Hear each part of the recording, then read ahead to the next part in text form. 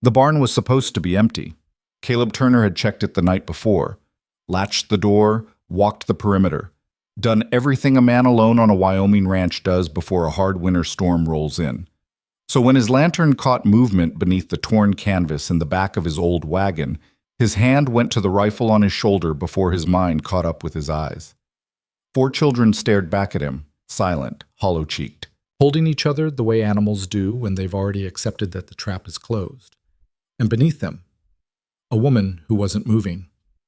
If this story already has your heart, drop your city in the comments below. I want to see how far this one travels. Stay until the end. You'll want to. The lantern swung in Caleb's hand, throwing orange light across the walls of the barn, across the frost-stiffened hay, across the wide eyes of 4 children who hadn't made a single sound. He stood there for a moment that felt longer than it was. The oldest child, a boy of maybe 11 or 12, sharp-shouldered, with a jaw set hard like he'd been practicing the expression for years, placed himself in front of the others. His arms went out at his sides. Not much of a shield, but the gesture was unmistakable. He had put his body between his siblings and a man with a rifle, and he wasn't going to move. Caleb lowered the lantern slowly. Then he lowered the rifle. "I'm not going to hurt anybody," he said. The boy didn't move. Caleb took one step forward, angling the light so he could see past the boy into the wagon bed. 3 younger children, 2 girls, and what looked like a small boy no older than 5, crouched in a tight cluster. They were wrapped in a single wool blanket that had seen better decades. And beneath them, or rather beneath all of them, he could see the shape of a woman lying flat, her coat pulled across her like she had used herself as a mattress for the children to sleep on. Her face was turned toward him now. Her eyes were half open. "The children," she said.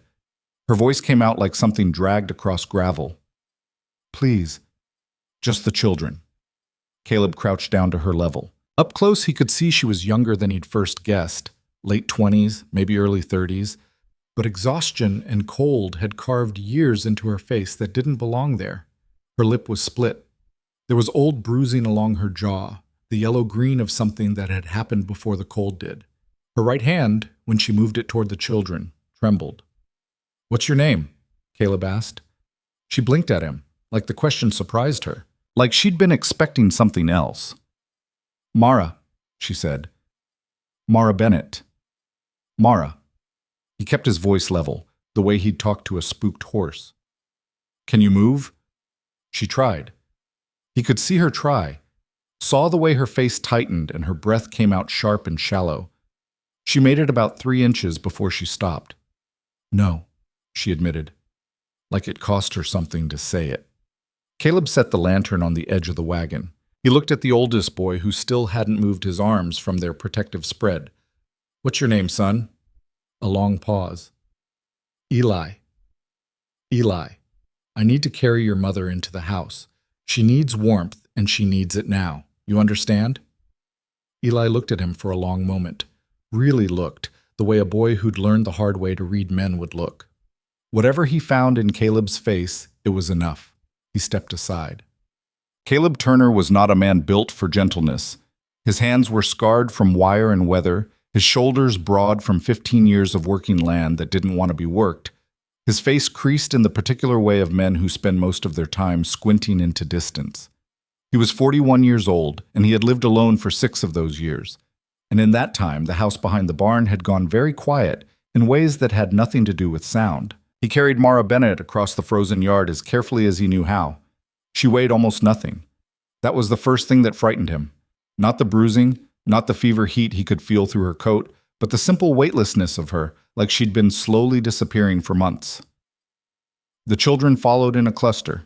He could hear their feet crunching in the snow behind him, the smallest one making small sounds that weren't quite crying. He got the door open with his shoulder and brought her inside. The main room of the cabin was sparse but warm. He'd built the fire high before going to check on the animals, which now felt like some kind of luck. He settled Mara on the long bench beside the hearth, then straightened and looked at the 4 children standing in his doorway, snow-dusting their shoulders, staring at the inside of his home like they'd never seen one before. Maybe it had been a while. "Close the door," he said. "You're letting the cold in." Eli closed the door. Caleb crossed to the kitchen shelf and started pulling things down. He didn't look at them while he worked, just talked, flat and practical, the way he talked to himself when he was thinking through a problem. There's a pot on the stove. I'm going to heat some broth.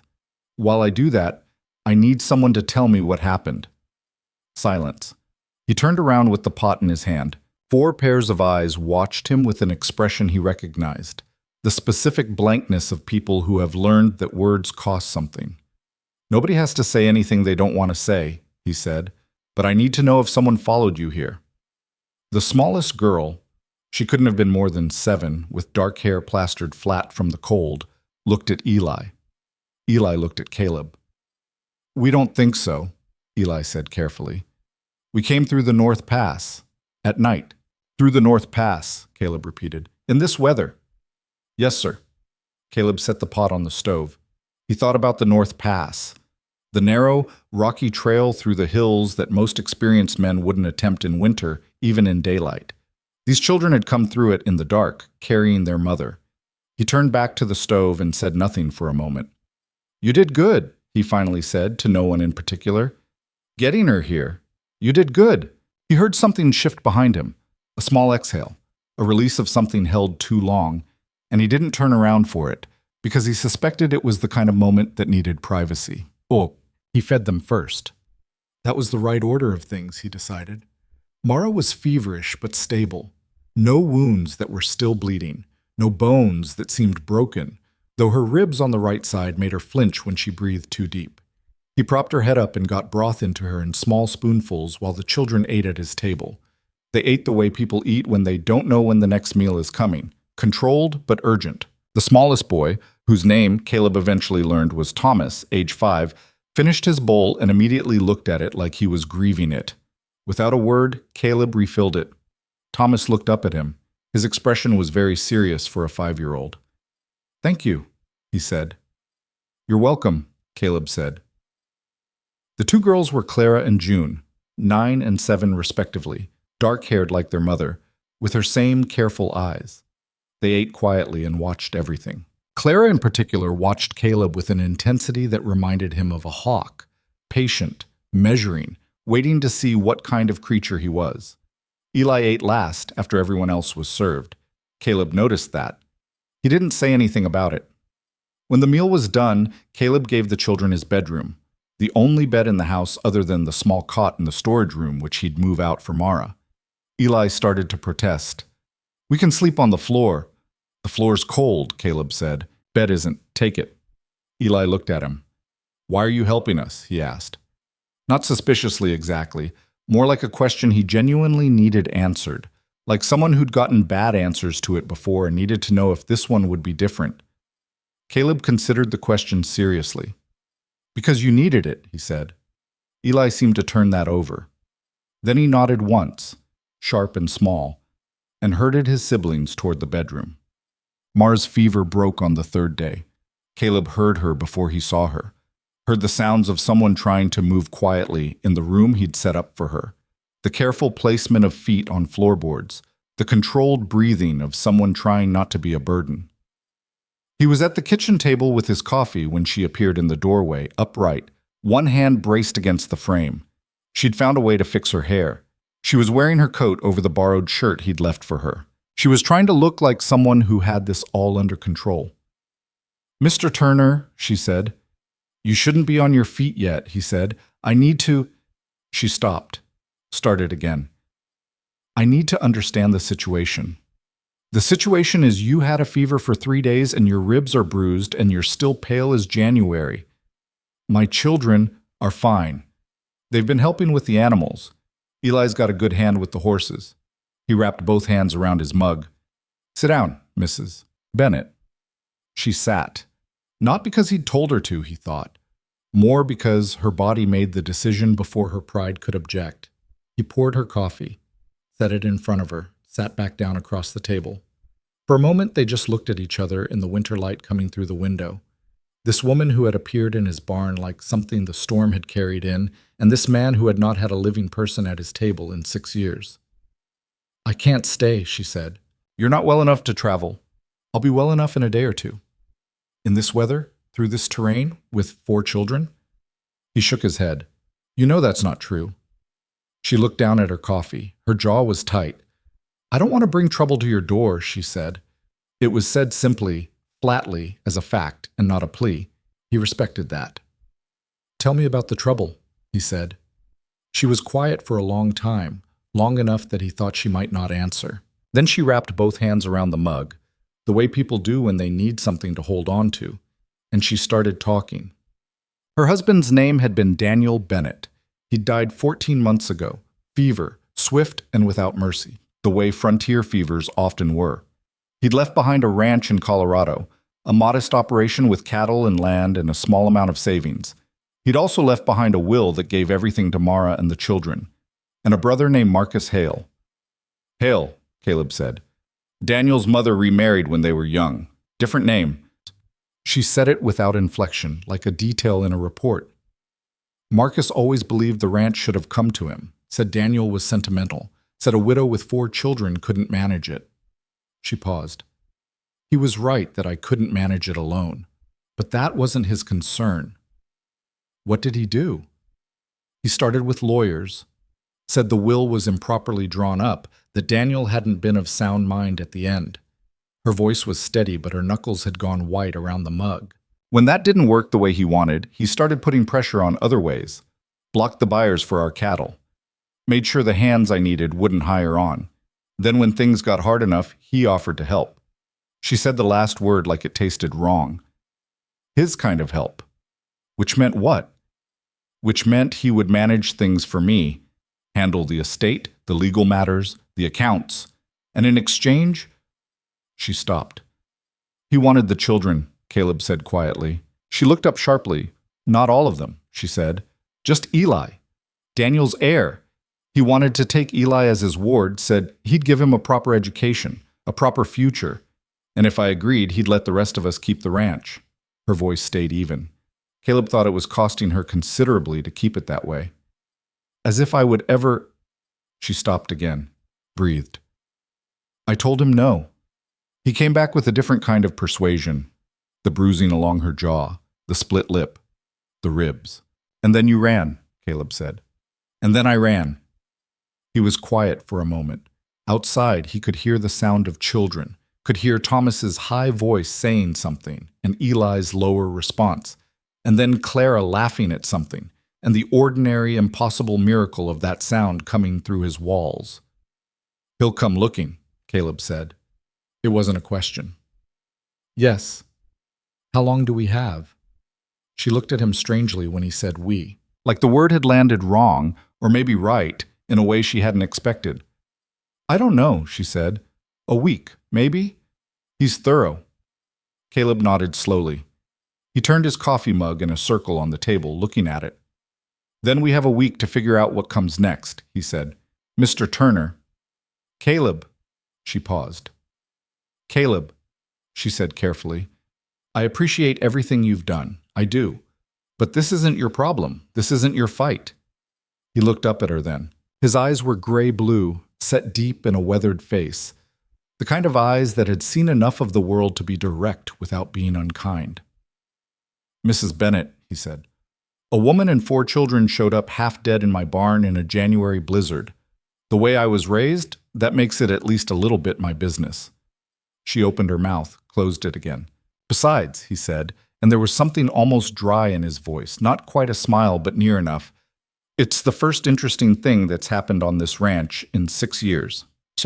She found her rhythm slowly and then all at once.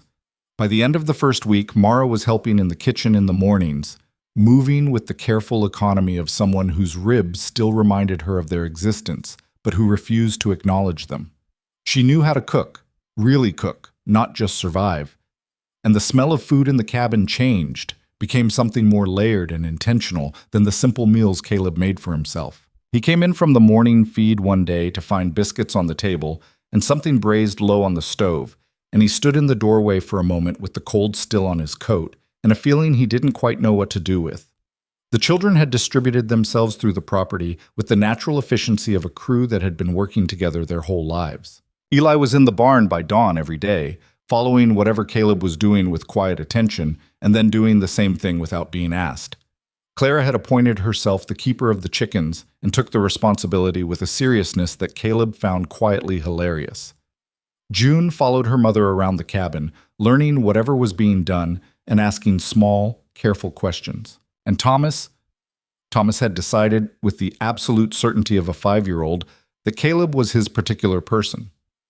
He would appear at Caleb's elbow at unpredictable moments throughout the day, not demanding anything, just there, solid and small and determined to be in the vicinity of whatever Caleb was doing. "What's that for?" Thomas asked one afternoon, watching Caleb mend a section of fence line. "Keeping the cattle in. What happens if they get out?" "Then I spend 3 days chasing them through the hills in the cold." Thomas considered this. "That sounds bad." "It is bad." "Did it happen before?" "More than once." Thomas nodded gravely. "I'll help you look for them," he offered. "If they get out, I'm fast." Caleb glanced down at the small, earnest face. "I appreciate that," he said seriously. Thomas beamed. He stayed for another hour, handing Caleb tools when asked and sometimes when not asked, providing a running commentary on everything he observed in the field that Caleb came to realize was not simply chatter, but a very genuine attempt to understand how things worked. The boy was curious in the way of children who haven't had curiosity beaten out of them yet. Caleb was glad of it. The letter came on a Thursday. Caleb was in the barn when he heard the sound of a horse on the road. A single rider, which meant a delivery, not a threat. He came out and took the letter from the postal rider without much thought, but he saw the return address and his jaw tightened before he'd even broken the seal. Office of Attorney Harold Price, Cheyenne, Wyoming, on behalf of Mr. Marcus Hale. He brought it inside without reading it. Mara was at the table. She looked up when he came in, and something in his expression told her before he said anything. She stood slowly. He held the letter out to her. She read it standing up. He watched her face as she read, watched the careful stillness she put on, the way her shoulders didn't drop or tense, but simply held their position, as if her body had been trained to give nothing away. When she finished, she set the letter on the table precisely, with both hands flat on either side of it. "He's filed in the county court," she said, "claiming neglect, seeking emergency custody of all 4 children." She said it the way a person reads a casualty report. "His attorney is arguing that I abandoned the family estate and that my actions demonstrate unfitness as a parent." She made a sound that was almost a laugh, very small and without humor. "Abandonment, as if the alternative was—" "I know what the alternative was," Caleb said. She looked up at him. The afternoon light was behind her, and her eyes were dark and exhausted and very, very steady. The eyes of a woman who had been handed disasters for the past 1.5 years and had made herself into something that could receive them without breaking. But he could see at the edges how much that cost. "He wants to bring them before a judge," she said, "within 3 weeks. If I can't present a credible case that I can provide for them—" She stopped, started again. "He has lawyers. He has money. He has people who will testify however he needs them to." She picked up the letter, folded it very precisely. "He'll win." "Not necessarily." "Caleb." She said his name with something gentle in it and something tired. "I know what courts do with widows who can't show a stable home. Then we figure out how to show a stable home." She looked at him for a long moment. "You've already done more than anyone had a right to ask," she said. "I wasn't asked," he said. "I chose." She didn't answer that, just looked at him with those careful eyes and tucked the letter into her coat pocket and went back to the stove. He watched her go. Tut. That night, after the children were asleep, Caleb sat at the table alone with his coffee going cold and the lamp burning low. And he did a thing he hadn't done in a long time. He tried to think through the shape of what his life had become. 6 years ago, there had been a woman in this house, a wife, Eleanor, who had laughed more than she should have and argued more than he liked and filled every room with the particular kind of aliveness that only some people have. A child coming. They'd been 7 months along when the fever took them both, Eleanor and the baby together, on a July night so hot the walls of the cabin seemed to sweat. He had kept the ranch. He had kept working. He had gotten up every morning and done what needed doing, because that was what you did when there was nothing else left to hold on to. But the house had gone very quiet. He looked at the bedroom door. Behind it, 4 children were sleeping in his bed, probably 3 of them tangled together the way children sleep when they're used to sharing warmth. And beyond the partition, Mara Bennett would be lying awake, he suspected, doing her own calculations about survival. He had not planned for any of this. He was not, he knew, a particularly warm man. He had no particular gift for softness. He was direct to the point of bluntness and comfortable with silence, and not built for the kind of easy companionship that some people managed without effort. But Eleanor had told him once, years back, during an argument he couldn't even remember the cause of now, that the thing about him, the thing she'd decided to stake her life on, was that he meant everything he said, every promise, every decision, every word. You don't say things you don't intend, she'd told him. That's rarer than you think. He thought about that now. He thought about Eli stepping in front of his siblings in the barn, arms out, jaw set. He thought about Thomas handing him a wrench with the seriousness of a surgeon. He thought about Mara at the table, reading a legal letter that threatened to take her children, folding it with flat, steady hands. He wrapped both hands around his cold coffee and sat with the weight of what he was thinking for a long time. Then he got up, blew out the lamp, and went to bed. By morning, he'd made a decision. That he told Eli first, not because Eli was in charge, Mara was without question, but because he thought the boy deserved to hear it from him directly, man to man, before it became something that happened around him. He found Eli in the barn at first light, same as every morning. The boy was working through the feed routine with the horses, doing it right, the way Caleb had shown him, giving each animal its proper attention. He looked up when Caleb came in. "Morning," Eli said. "Morning." But Caleb leaned against the stall gate and watched him work for a moment. "I need to talk to you about something." Eli straightened. "Is it about the letter? You knew? I heard you and Mama talking last night.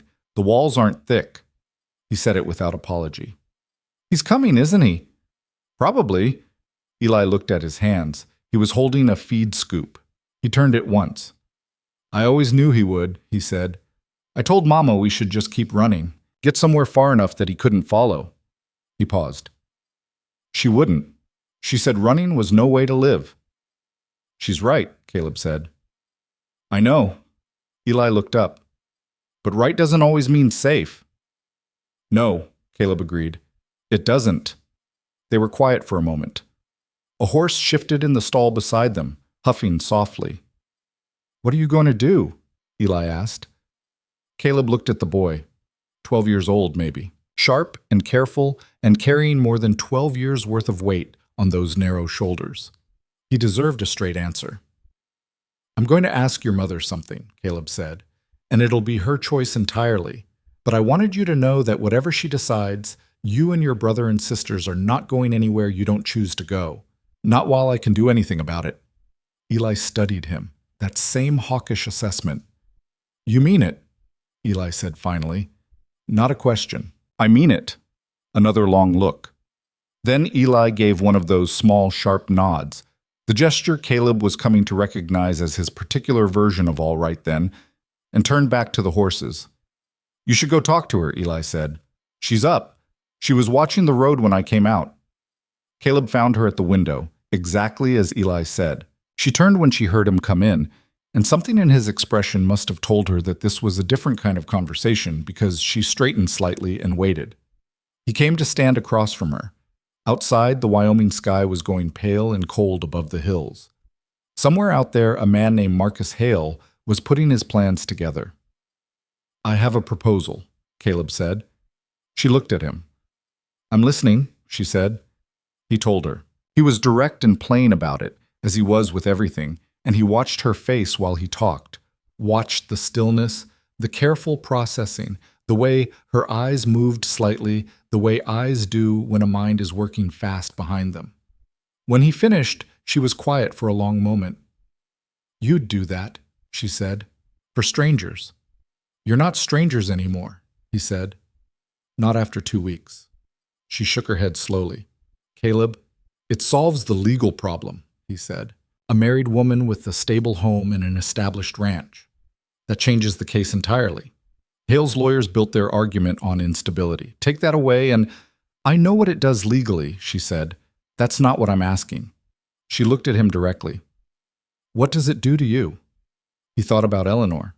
He thought about the quiet house. He thought about Thomas at his elbow with a wrench, and Eli stepping in front of his siblings, and Mara reading a legal letter with flat hands and steady eyes. It gives me a reason to fix that roof before spring, he said. She stared at him. Then something happened in her face. Something unlocked, very briefly, and he saw underneath it the woman who hadn't had anyone in her corner in a very long time. The woman who had been carrying all of this alone for 14 months. The woman who was, at her absolute core, exhausted. She turned away from him, looked out the window for a moment. If I say yes, she said quietly, to the glass, it's because it's the right answer for my children. Not because... She stopped. I know, he said. I'm not asking for anything else. She turned back to him. Yes, she said. The word was simple. But the way she said it, with her chin up and her shoulders straight and her eyes meeting his without flinching, it was the bravest thing he'd heard in a long time. He nodded. Then I'll send for the preacher, he said. Outside, the pale winter sky held the morning steady, and somewhere down the road, without knowing it yet, Marcus Hale had just lost the easiest part of his plan. The children were still asleep when the decision was made that would change all of their lives. Thomas, in particular, would be very pleased about the arrangement. He just didn't know it yet. The preacher came on a Saturday. His name was Reverend Aldous Finch, a lean, white-haired man who rode the circuit between 4 small Wyoming communities and had, over 30 years of frontier ministry, developed the practical wisdom to ask very few questions about the circumstances that brought people to a decision. He'd married people in barns, in fields, in one memorable instance on the back of a flatbed wagon during a hailstorm. A rancher's cabin in January was well within his comfort. He arrived in the late morning, shook Caleb's hand, accepted coffee, and looked around the room at the assembled household with mild, experienced eyes. Thomas was the first to speak to him. Are you the man who's going to make Caleb and Mama married? He asked, standing directly in front of the Reverend with his arms crossed, conducting what was apparently an inspection. Finch looked down at the small boy with a perfectly serious expression. That's my intention, yes. Thomas thought about this. Good, he decided, and went back to his position beside Caleb's leg, where he'd been anchored most of the morning. Clara, from across the room, caught Caleb's eye with an expression that said, very clearly, Please excuse my brother. Caleb almost smiled. Mara stood near the window in her best dress, the one she'd had rolled at the bottom of the bag she'd carried out of Colorado. It was dark green wool, worn at the cuffs, but clean and pressed by some effort he hadn't witnessed. She'd fixed her hair carefully. She looked like a woman who had decided that if she was going to do something, she was going to do it with her back straight. He crossed the room to stand beside her. Ready? He said, quiet enough for just the two of them. She looked at him. Her eyes were clear and calm and held something complicated that she didn't try to put into words. Yes, she said. Reverend Finch made it brief and dignified. The words were the old words, and they fell differently than Caleb had expected. Not as a formality, not as a legal instrument, but as something that had weight in it. He said what he meant to say. So did she. Eli stood nearest to his mother with his hands folded and his jaw set in that way of his. June was crying quietly and seemed to feel some pride about it.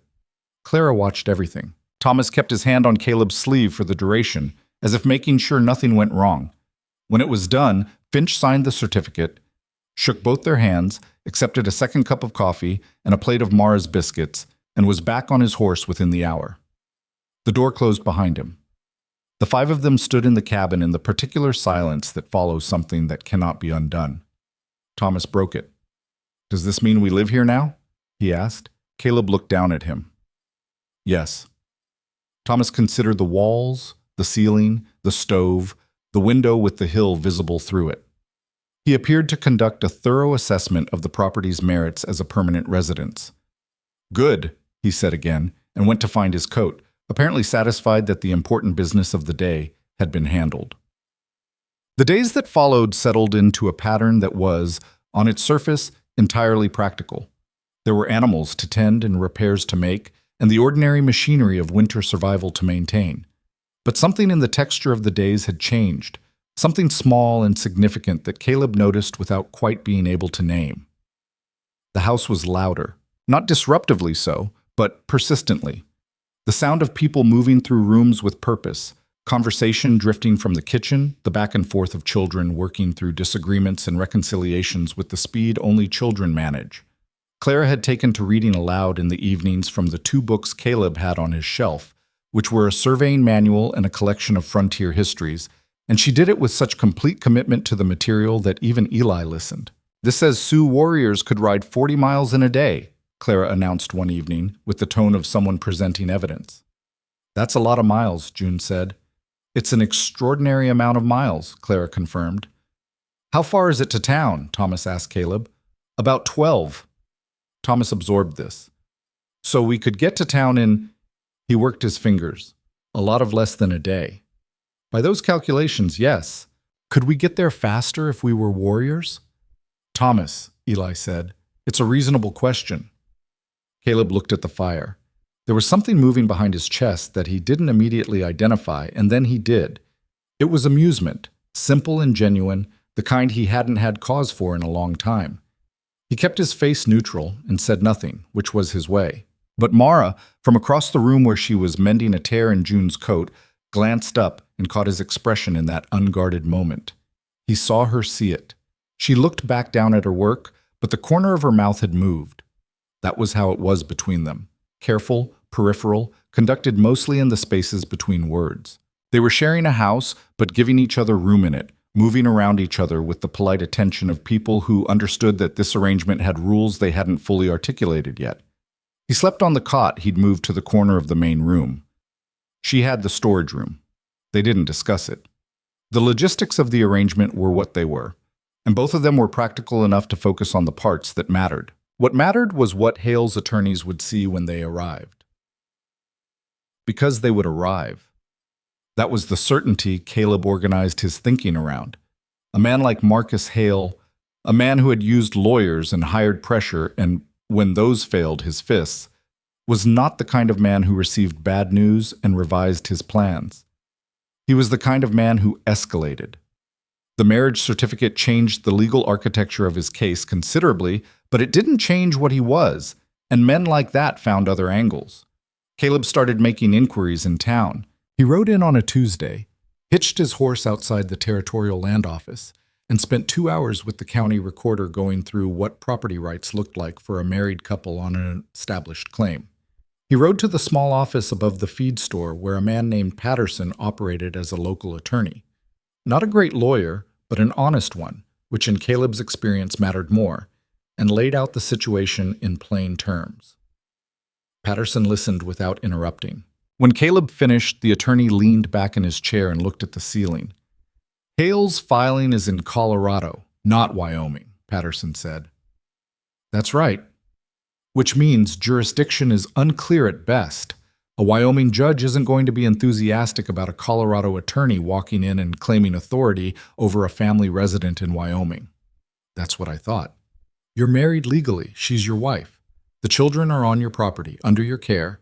Patterson tapped his desk. His neglect argument falls apart the moment anyone looks at the circumstances.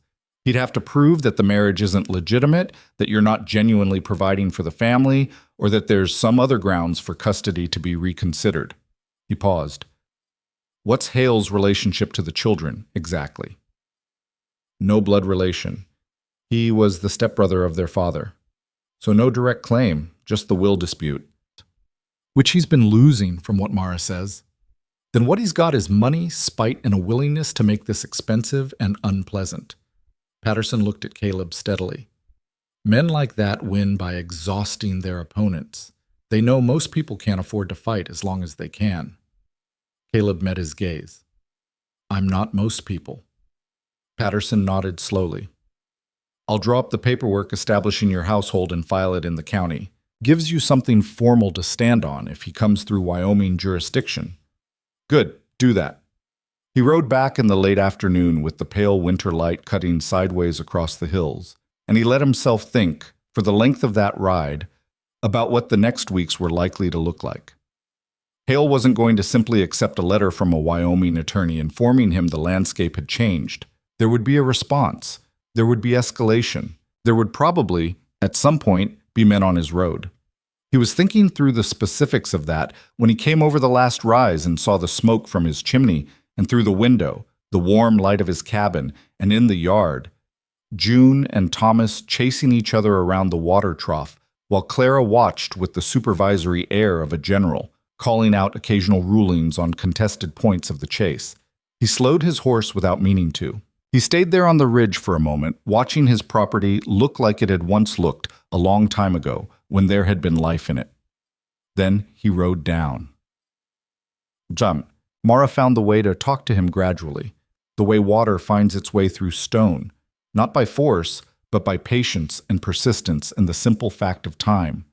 The first real conversation happened in the barn, late on a cold evening when she'd come to check on the mare, who had been favoring her left foreleg. Caleb was already there, crouched beside the animal with a lantern, running careful hands down the leg. "How is she?" Mara asked. "Soft tissue. She'll be fine with rest." He sat back on his heels.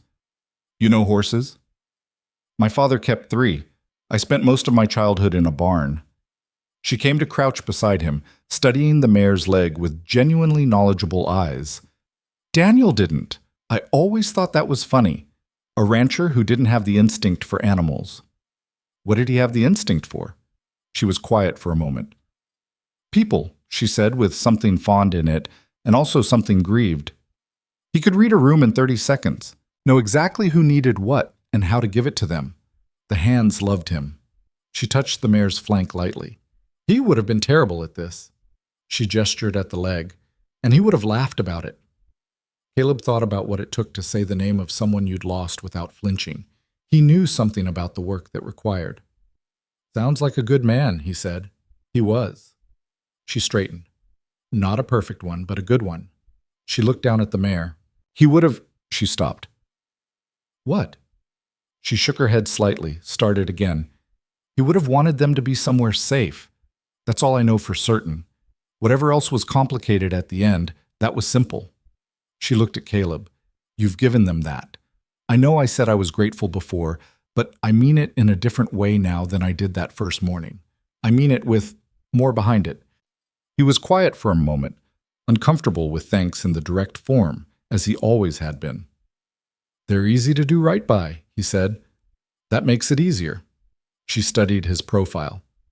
"You're not as hard to read as you think you are," she said. He glanced at her. "I mean that as a compliment," she added. He looked back at the mare. "Eli told me he's been watching how I check the fence line. He wants to take a section on his own tomorrow." She recognized the deflection for what it was and let it go. "Let him," she said. "He needs to be useful. He'll eat himself up if you don't give him something to contribute to." "I know." He paused. "He's a good kid." "He's been more than a kid for the last 14 months. Something tight moved through her voice. "I've been trying to give him that back. His age. The part where you get to not be responsible for everything." She breathed. "He resists it." "Because he's good at it," Caleb said. "Same reason you resist being taken care of." She blinked. He hadn't looked at her when he said it. Was still watching the mare with that particular careful attention he gave to everything, but the words had landed precisely. "That's..." she started. "I'm not criticizing it," he said. "I'm the same way. Just an observation." She looked at him for a long moment in the lantern light. "You say things," she said slowly, "like you've been thinking about them for a while before you speak." "I have been. Most people don't." "I know." She picked up her lantern. "Good night, Caleb," she said. "Good night, Mara." She walked back to the house. The barn settled around him, the horse breathing, the hay shifting, the cold pressing at the walls. He stayed a little longer than he needed to because the night was clear and the quiet was a particular kind of company he'd gotten used to. But it felt different than it had. Less empty, somehow. Like the quiet had been rearranged. The letter from Patterson's office arrived on a Thursday, 8 days after the wedding. It was followed 2 days later by a different letter entirely. This one had no return address. It was written on good paper in a precise hand, and it was addressed to Mrs. Mara Hale. Using the wrong name deliberately, he understood immediately to make a point. She read it standing at the table, and when she put it down, her face was absolutely still. In that way it got when she was processing something she didn't want to show. He knows, she said. About the marriage? Yes. She folded the letter. He says it won't matter. That a marriage of convenience arranged to circumvent a legal proceeding is fraud, and that he'll prove it. She didn't look up. He says he'll be here within the fortnight, in person. Caleb pulled out the chair across from her and sat. Let him come, he said. She looked up sharply. Caleb, he's been operating on the assumption that you're alone and frightened and running, that you have no one in your corner and no legal ground and nowhere to stand. He met her eyes. None of that is true anymore. Let him come and see that for himself. He won't just look and leave. You don't know what he's capable of. I know what men like him are capable of, Caleb said. They push until they find the edge, until they find the thing you'll protect at the cost of everything else, and then they push on that. He was quiet for a moment. The difference is, I don't have anything he can threaten. She looked at him with an expression he couldn't fully read. You have the ranch, she said. I've had the ranch through drought and flood and a winter that killed a third of my cattle. It'll outlast Marcus Hale. He could make things very difficult for you, legally, financially, socially. He'll try to turn people in town against you. Let him try. Caleb picked up his coffee. I've lived in this valley 15 years. My neighbors know who I am. She shook her head. You're not afraid of him? No. Why not? He thought about how to answer that honestly. Because I've already lost the things I couldn't survive losing, he said finally. And I survived anyway. There isn't much he can threaten me with after that. The room was very quiet. Through the wall, they could hear Clara reading to Thomas. The frontier histories again, apparently, because Caleb could make out something about territory surveys. Mara looked down at her folded hands on the table. When she looked up, there was something different in her eyes, something that wasn't quite the careful steadiness she usually maintained. I owe you more than I can repay, she said. You don't owe me anything. Caleb, I made a choice, he said, same as you did. We're even. She was quiet for a moment. All right, she said. We're even. A pause. But I want you to know that the children, she stopped, reorganized, that we're not going to be a burden you carry alone, whatever comes when Marcus arrives. I'm not going to stand behind you and hope it works out. He looked at her. I know you won't, he said. Something settled between them. Not a resolution exactly, but an understanding, an alignment. Two people who had both spent a long time carrying things alone, sitting across a table from each other, deciding without saying it directly that this particular weight they would carry together. The fortnight he'd been given passed the way hard weights always do. Too slowly in the middle, and then suddenly, without adequate warning, at the end. Caleb used the time the way he always used time, working.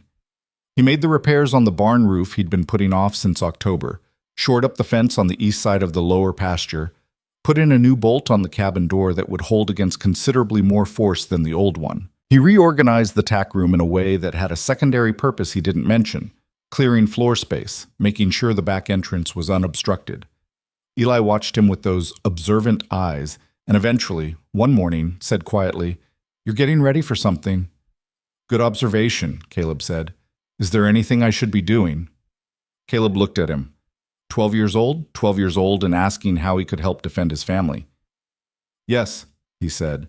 When the time comes, I need you to stay with your mother and keep your brother and sisters inside, no matter what you hear outside.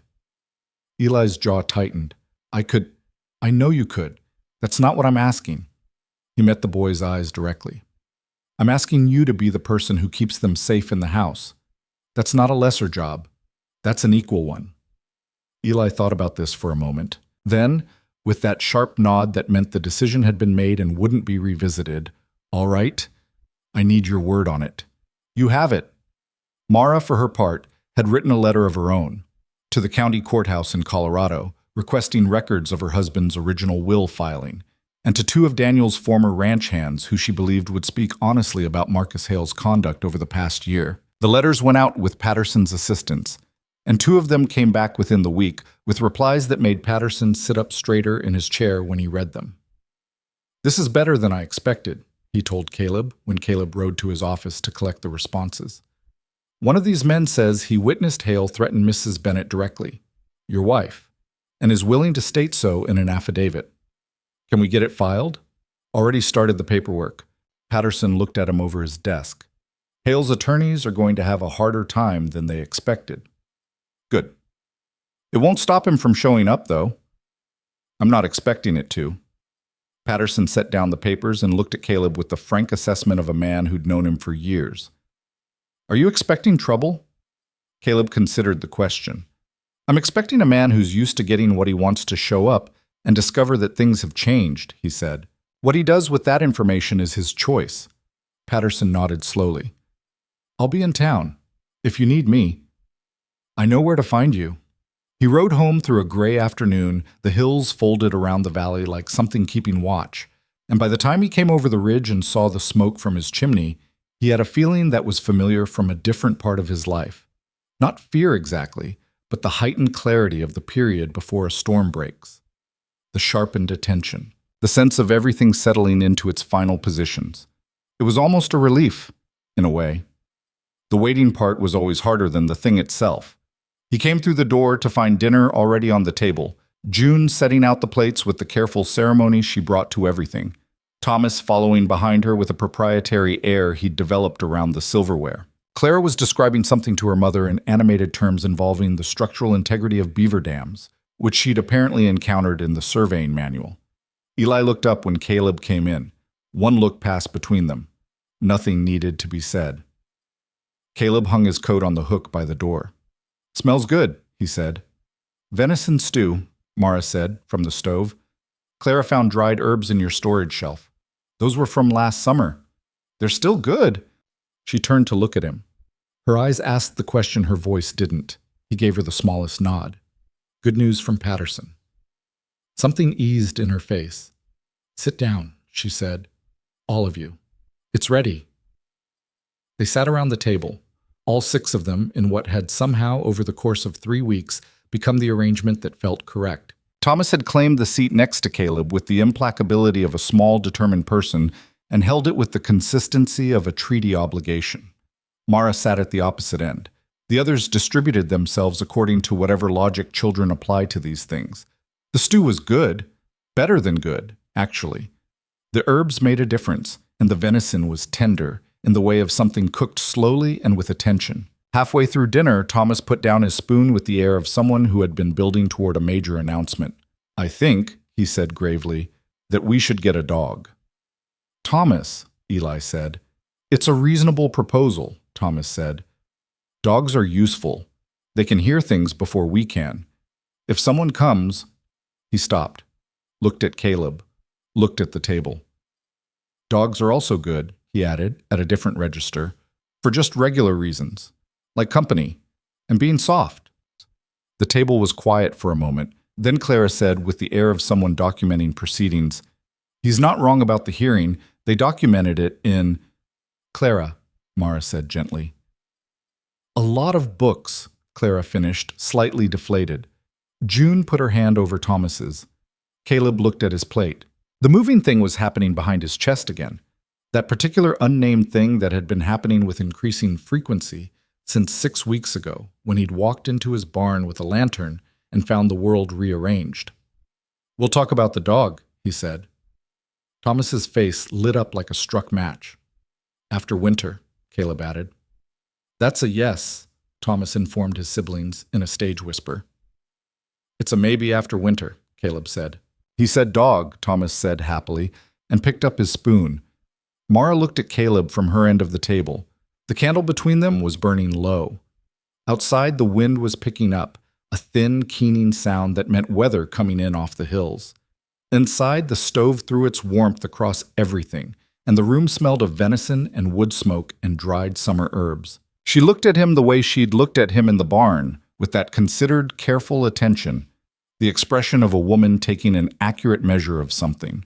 Whatever she found, she didn't put it into words. But when she looked back down at her dinner, there was something quietly settled in her face that hadn't been there 3 weeks ago.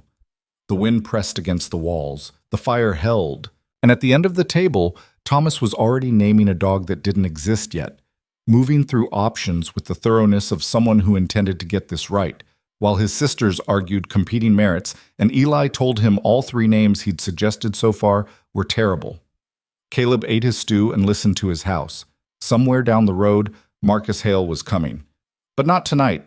Tonight the stove was warm and the food was good, and there were 6 people around a table that had held only one for 6 years, and that was enough. That was more than enough. That was the kind of thing a man could decide to fight for. The specific, ordinary, irreplaceable fact of it, and know that whatever came next, he'd chosen right. He came on a Wednesday. Caleb was on the roof of the barn when he heard the horses. Not one rider this time, but several, the particular sound of a group moving with purpose rather than drift. He straightened and looked down the road from his elevation and counted 3 riders behind a 4th who rode slightly ahead, the way men ride when one of them is paying the others. He climbed down from the roof without hurrying. He set his tools against the barn wall, took a moment to pull on his coat, and walked around to the front of the cabin. He got there before the riders reached the yard, which was what he'd intended. He stood on the porch with his hands loose at his sides and waited. Marcus Hale was not what Caleb had pictured, and then again he was exactly what Caleb had pictured. The contradiction resolved itself in the first few seconds. He was perhaps 50, broad through the shoulders, with the kind of heaviness that comes from prosperity rather than labor. His clothes were good. A dark coat, good boots, a hat that hadn't seen a winter storm. His face was clean-shaved and ruddy and arranged in an expression of calm authority that was clearly practiced, the expression of a man who had spent decades ensuring that rooms arranged themselves around him. He had cold eyes. That was the part that matched what Caleb had expected.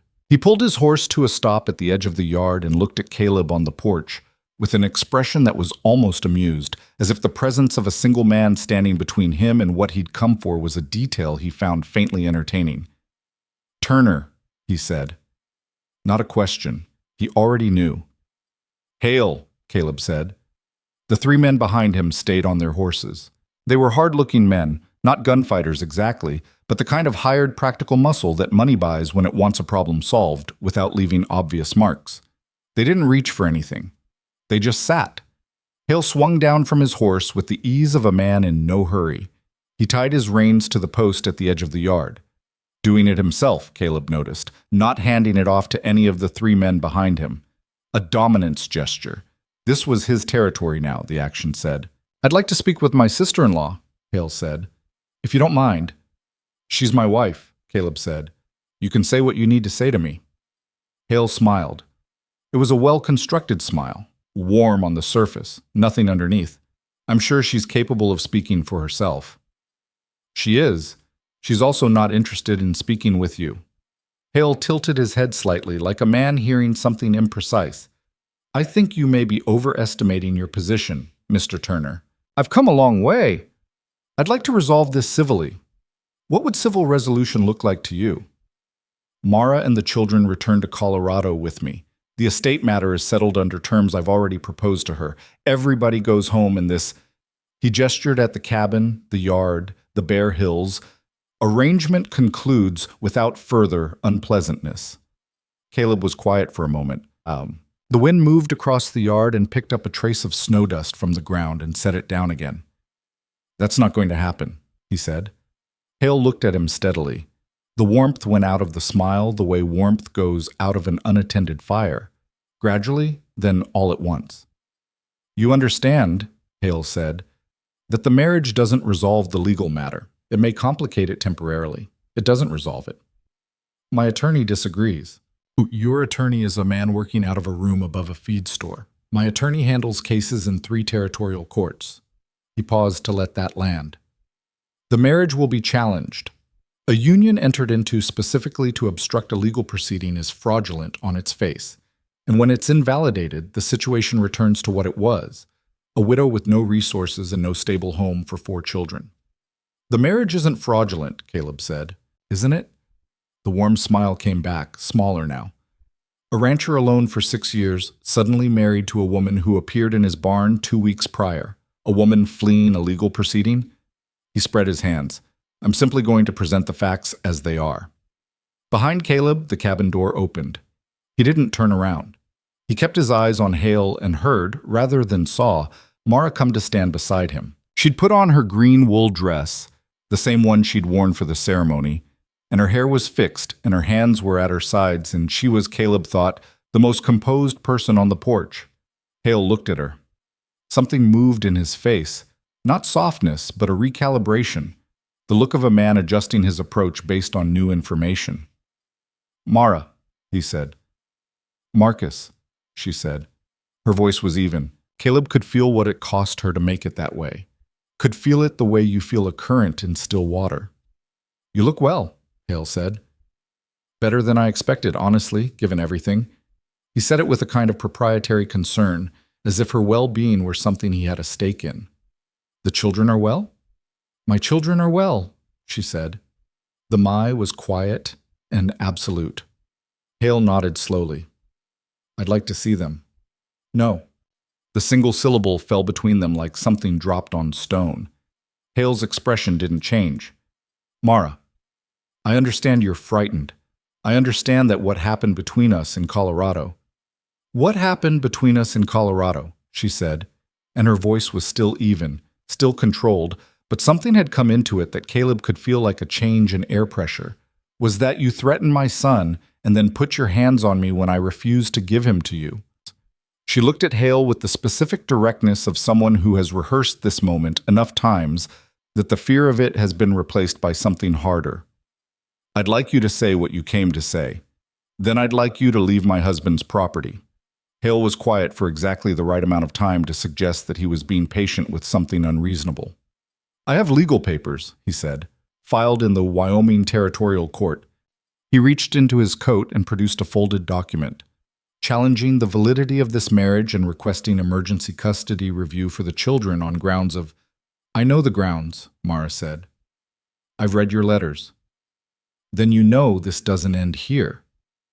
"It doesn't end here," she agreed. "It ends in a courtroom with the testimony of 2 of Daniel's former ranch hands and a signed affidavit from a witness to your conduct in Colorado. And Patterson has already filed our response." She paused. "Did your attorney mention that?" Something shifted in Hale's expression. A brief, controlled tightening, like a hand closing on something. He recovered quickly. The man was practiced at recovery. But Caleb had seen it. So had Mara. "You've been busy," Hale said. "I have 4 children," she said simply. "I'm always busy." Hale looked between them. His gaze moved over Caleb with the assessing eye of a man recalculating. Not afraid, not retreating, but acknowledging that the terrain was different than he'd prepared for. He looked back at Mara. "Let me speak to you alone," he said. "Just for a moment. Without—" He gestured at Caleb. "No," Caleb said. Hale's eyes cut to him. "I wasn't asking you." "This is my porch," Caleb said. His voice had not changed in volume or temperature. It was the same flat, direct register he used for everything, and something in its consistency seemed to bother Hale more than anger would have.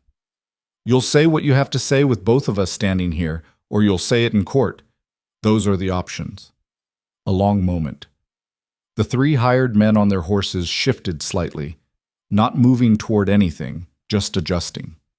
Caleb noted the adjustment without moving. Hale reached into his coat again and held out the legal papers. "Consider this official notice," he said. "The hearing is set for 4 weeks from Saturday. If you don't appear, judgment defaults in my favor." He held the papers toward Mara. She stepped forward and took them. She looked at the top page for a moment, then folded them precisely and held them at her side. "We'll be there," she said. Hale looked at her for a moment longer than necessary. Then he looked at Caleb with the expression of a man filing away information for later use. Patient, cold, deliberate. "I'll see you both at the hearing then," he said. He turned, untied his horse, and mounted in one smooth motion. The 3 men fell in behind him. He rode back down the road the way he'd come, unhurried, not looking back. The manner of a man who hasn't left, he wanted you to understand, who has simply stepped back temporarily. The sound of hooves faded. Mara and Caleb stood on the porch side by side until the road was empty. Then Mara let out a breath. It was long and controlled and released something she'd been holding since the moment she'd heard the horses. Her hand, he noticed, had gone white-knuckled around the folded papers.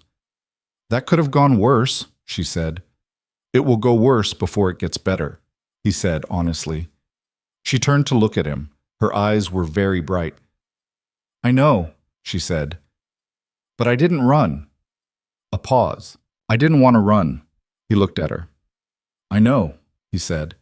They stood there for another moment in the thin winter air, and then the door opened and Thomas appeared in the gap, having clearly been pressed against it on the other side for the duration. Is the bad man gone? He asked. For now, Mara said. Thomas assessed the empty road with a 4-year-old's comprehensive distrust. He had mean eyes, Thomas announced. He did, Caleb agreed. Thomas appeared to accept this validation with satisfaction and retreated back inside. Through the window, Caleb could see Eli standing back from it, far enough that he wouldn't have been visible from the yard, close enough to have heard everything. Their eyes met through the glass. Caleb gave him the small nod that said, "It's all right." Eli gave him back the sharp, small nod that said, "I know." The days after Hale's visit had a different quality to them. Still functional, still patterned in the rhythm of the ranch, but overlaid with the specific tension of waiting for something that has been set in motion and cannot be stopped. Like the feeling in the air before a storm that's still a day away. Present, unmistakable, not yet arrived. Caleb wrote to Patterson that evening and received a response within 3 days. The filing had been received. Their case was being assembled. The affidavits from Daniel's former hands were strong. One of them, a man named Cole Briggs, who had worked the Bennett Ranch for 7 years, had provided a detailed written account of Hale's conduct that Patterson called in his letter damaging to Mr. Hale's characterization of himself as a concerned guardian. But Patterson also wrote the thing that Caleb had known was coming. Hale's attorneys have filed a motion to depose your wife regarding the circumstances and nature of the marriage. They intend to argue, in summary, that the union was entered into collusively and therefore lacks legal standing. This will require her to testify under oath about the history and character of your relationship. Please, prepare accordingly. Caleb showed the letter to Mara that evening after the children were in bed. She read it at the table with the lamp burning between them. When she finished, she set it down and was quiet for a while. And he let her be quiet. They'll ask how we met, she said. Yes. How long we've known each other. What the nature of our... She stopped. They're going to make it sound like we arranged something dishonest.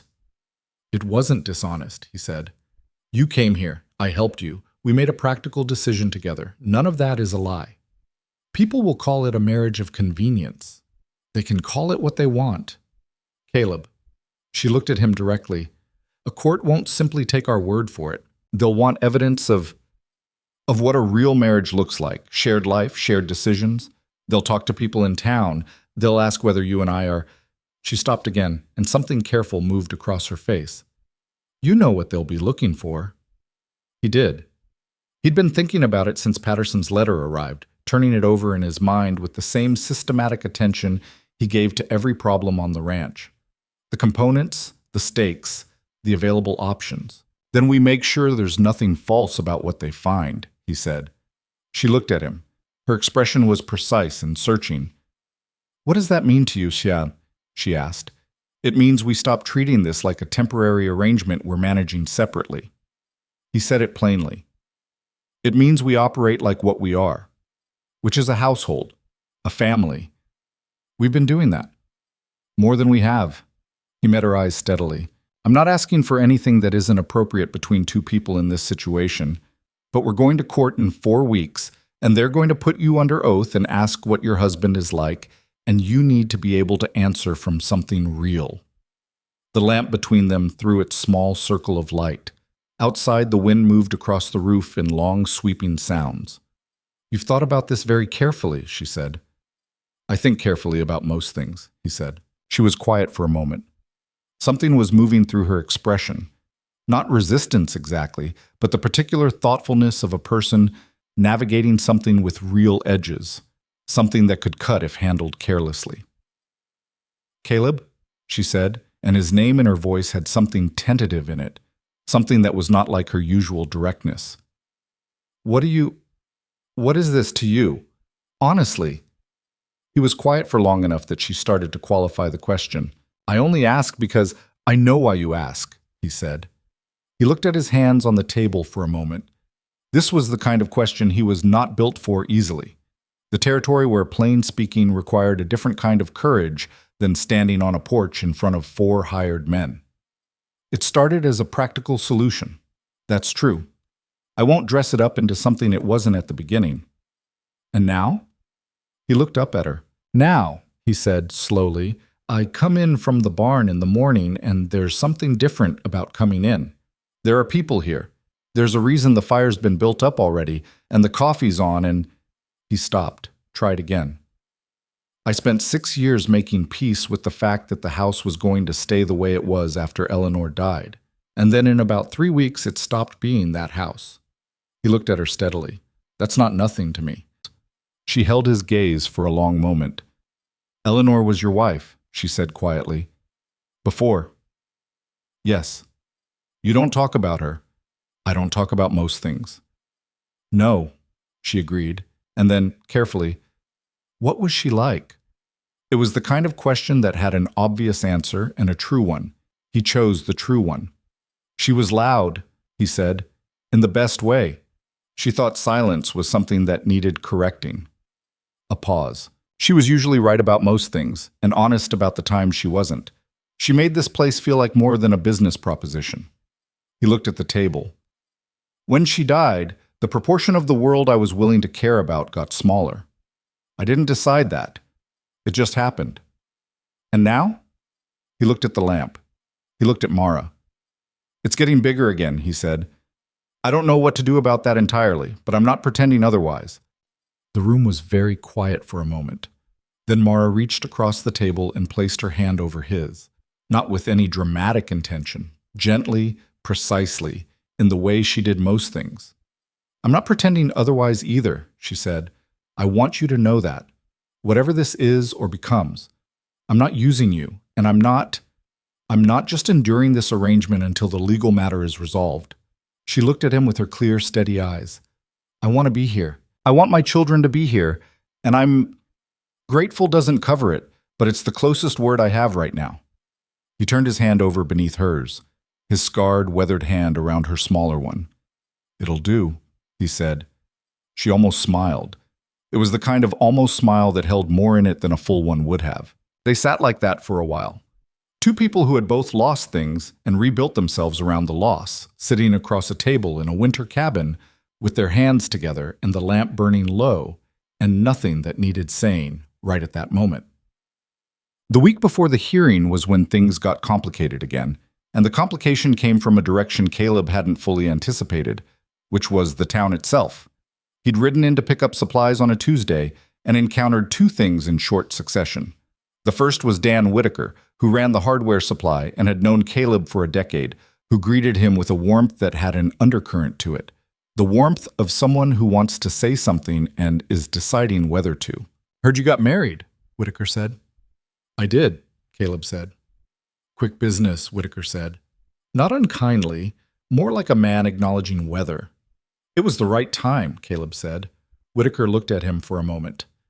There's a fella been in town asking questions, past 2 days, nicely dressed, easy manner, asking about you, about your wife, about how long people have known you. He paused. I told him you were the most straightforward man in the county, and that was that. Thank you. I told him other things too, Whitaker said. About your character, about the kind of man you are. He looked at Caleb directly. Figured you'd want to know someone was putting together a picture. I appreciate it, Dan. The second thing was less friendly. He was loading supplies into the wagon when he heard his name, or not his name exactly, but a conversation conducted nearby with insufficient discretion. 2 women outside this dry goods store, speaking in the lowered voices of people who want to be overheard. Married in 2 weeks, they say. Never met her before she appeared in his barn. Well, it's not as though he's been discerning. 6 years alone. The children aren't even his, 4 of them. I heard she came from Colorado running from something legal. He finished loading the crate he was carrying and straightened and looked at the 2 women without expression. They saw him and went quiet. He held their gaze for exactly long enough to establish that he'd heard and didn't consider the conversation any of their business, and then he climbed onto the wagon and drove home. He told Mara about it that evening. She received it with the stillness he'd come to understand was her form of preparation, the composure she put on before she let herself react. "It'll get worse at the hearing," she said. "Hale's attorney will say all of it, and worse in front of a judge," Caleb agreed. "We need to be ready for that." "I'm ready for it." "I know you are." He looked at her. "I'm less ready for watching you go through it." She blinked. The precise, direct thing he'd said seemed to land somewhere unguarded. She looked at him with a sudden, undisguised expression. Surprised and something else, something tender, that she recovered from quickly. "I've been through worse," she said. "That doesn't make it less difficult to watch." She was quiet for a moment. "You're going to have to get better at letting me be capable," she said, but her voice was soft when she said it. "You're going to have to get better at letting people stand beside you," he said back. A pause. Then something that was fully a smile this time, brief and real and entirely her own. "We're both works in progress," she said. "We are." He came back. 3 days before the scheduled hearing, Hale arrived again, this time in the early afternoon, with 2 of the same hired men from before, and this time a third figure, a thin, paper-pale man in a dark coat who carried a leather satchel and had the specific air of someone paid to translate conflict into language. The attorney. Price, Caleb assumed, from Cheyenne. He'd been on the roof again, a different section this time, the section above the children's room that had needed attention since November, and he came down and met them in the yard before they reached the porch. "Turner." Hale's voice was different this time, flatter. The visit before had been an opening position. This had the quality of something that had moved past negotiation. "I've brought Mr. Price. He has some questions he's entitled to ask as part of the deposition process." "The deposition is scheduled through the court," Caleb said, "not at my property." "We can do it formally in town, certainly," Price said. His voice was mild and technical, the voice of a man who found most things interesting in the way a surgeon finds interesting things interesting. However, an informal conversation now could benefit both parties and potentially simplify. "No," Caleb said.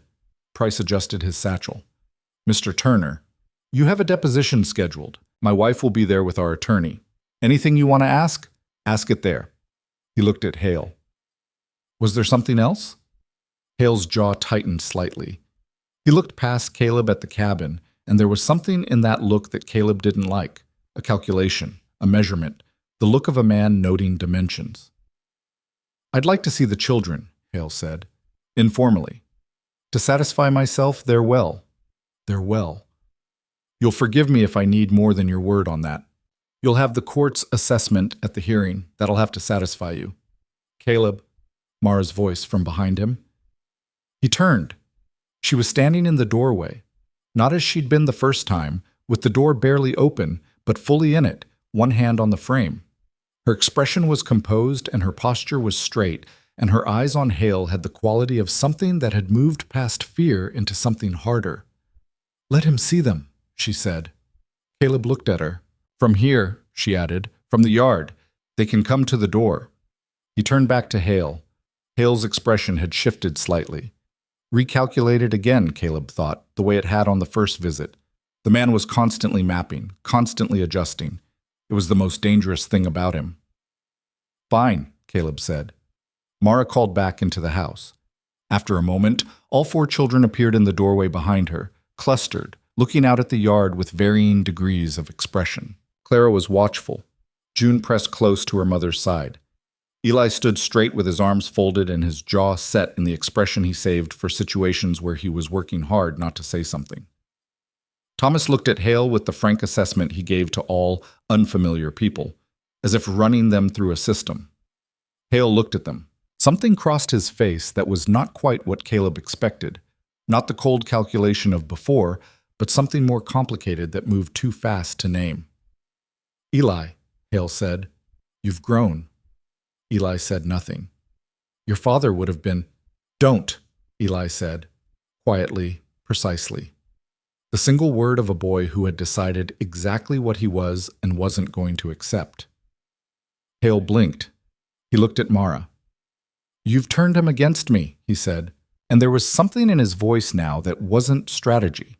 something that was actual grievance, actual feeling, which in some ways made it more dangerous than the cold version. "He has eyes," Mara said, "and a memory. I tried to provide for these children. I tried to ensure they had—" "You tried to take Eli," she said, flat and final.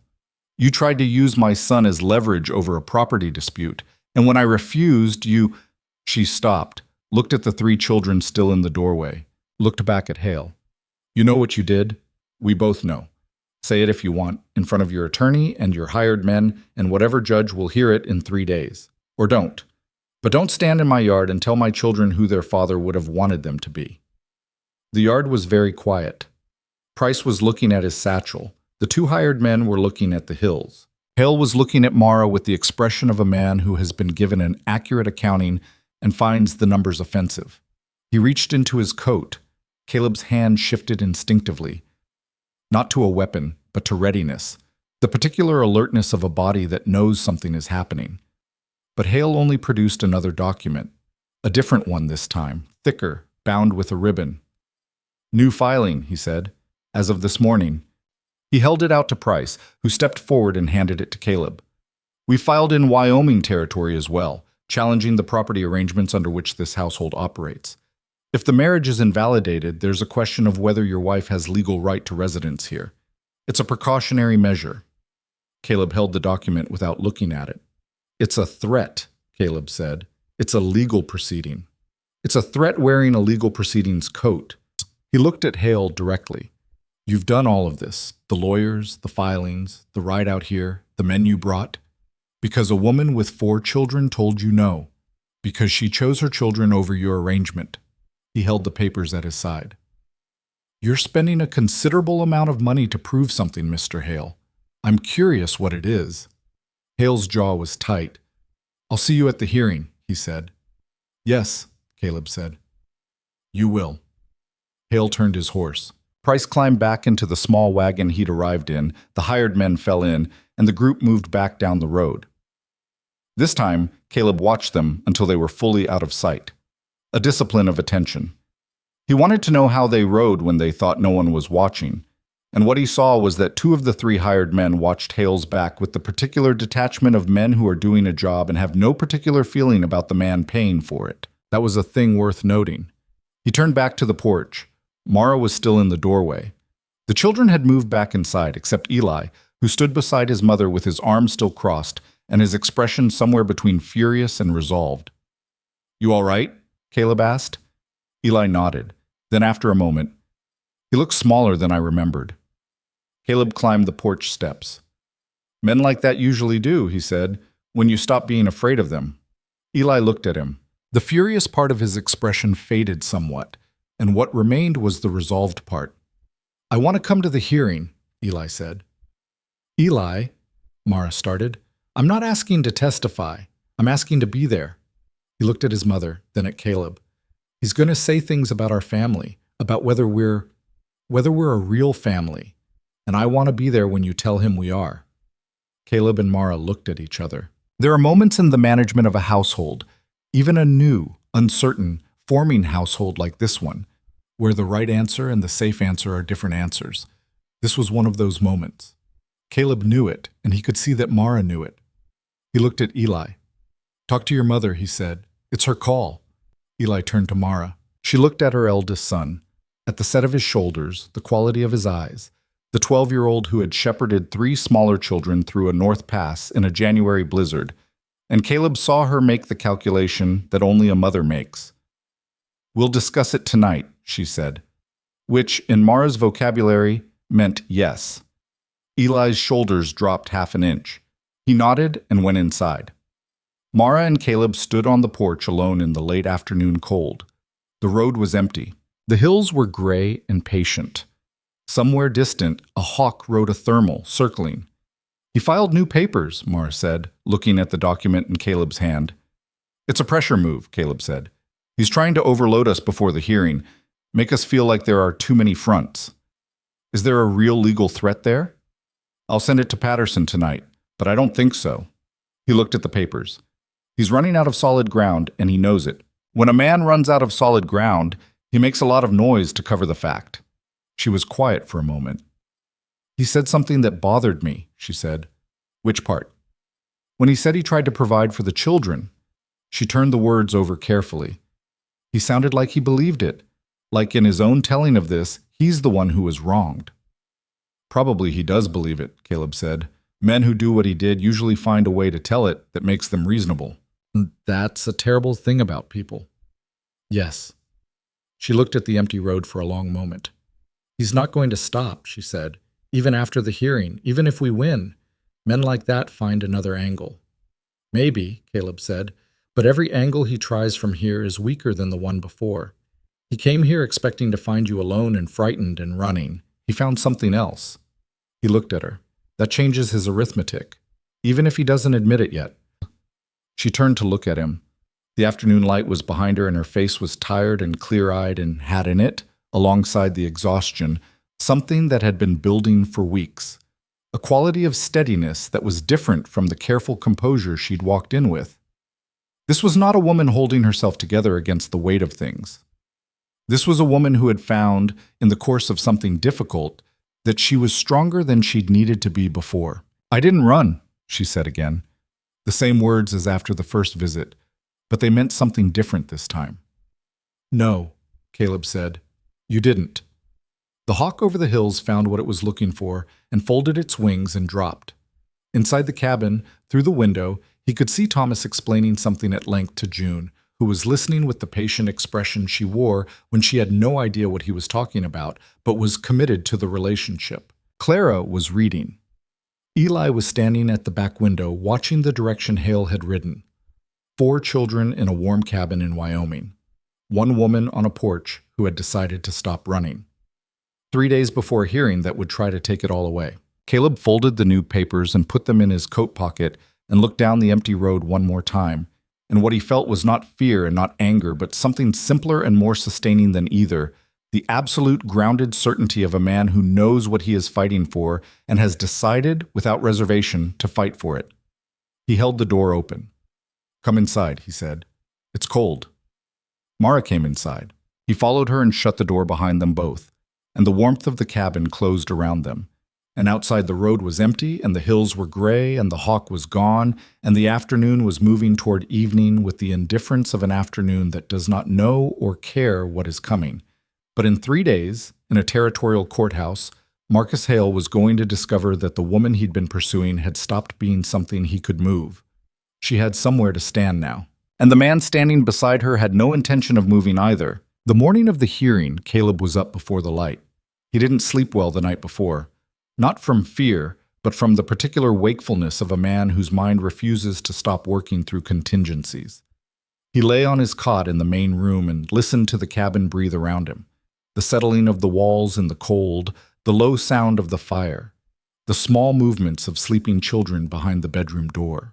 At some point past midnight, he gave up and got up and sat at the table with cold coffee and Patterson's summaries spread out in front of him, reading them again, not because they contained new information, but because the act of reading settled him the way the act of checking a fence line settled him, confirming that what was supposed to be in order was in order.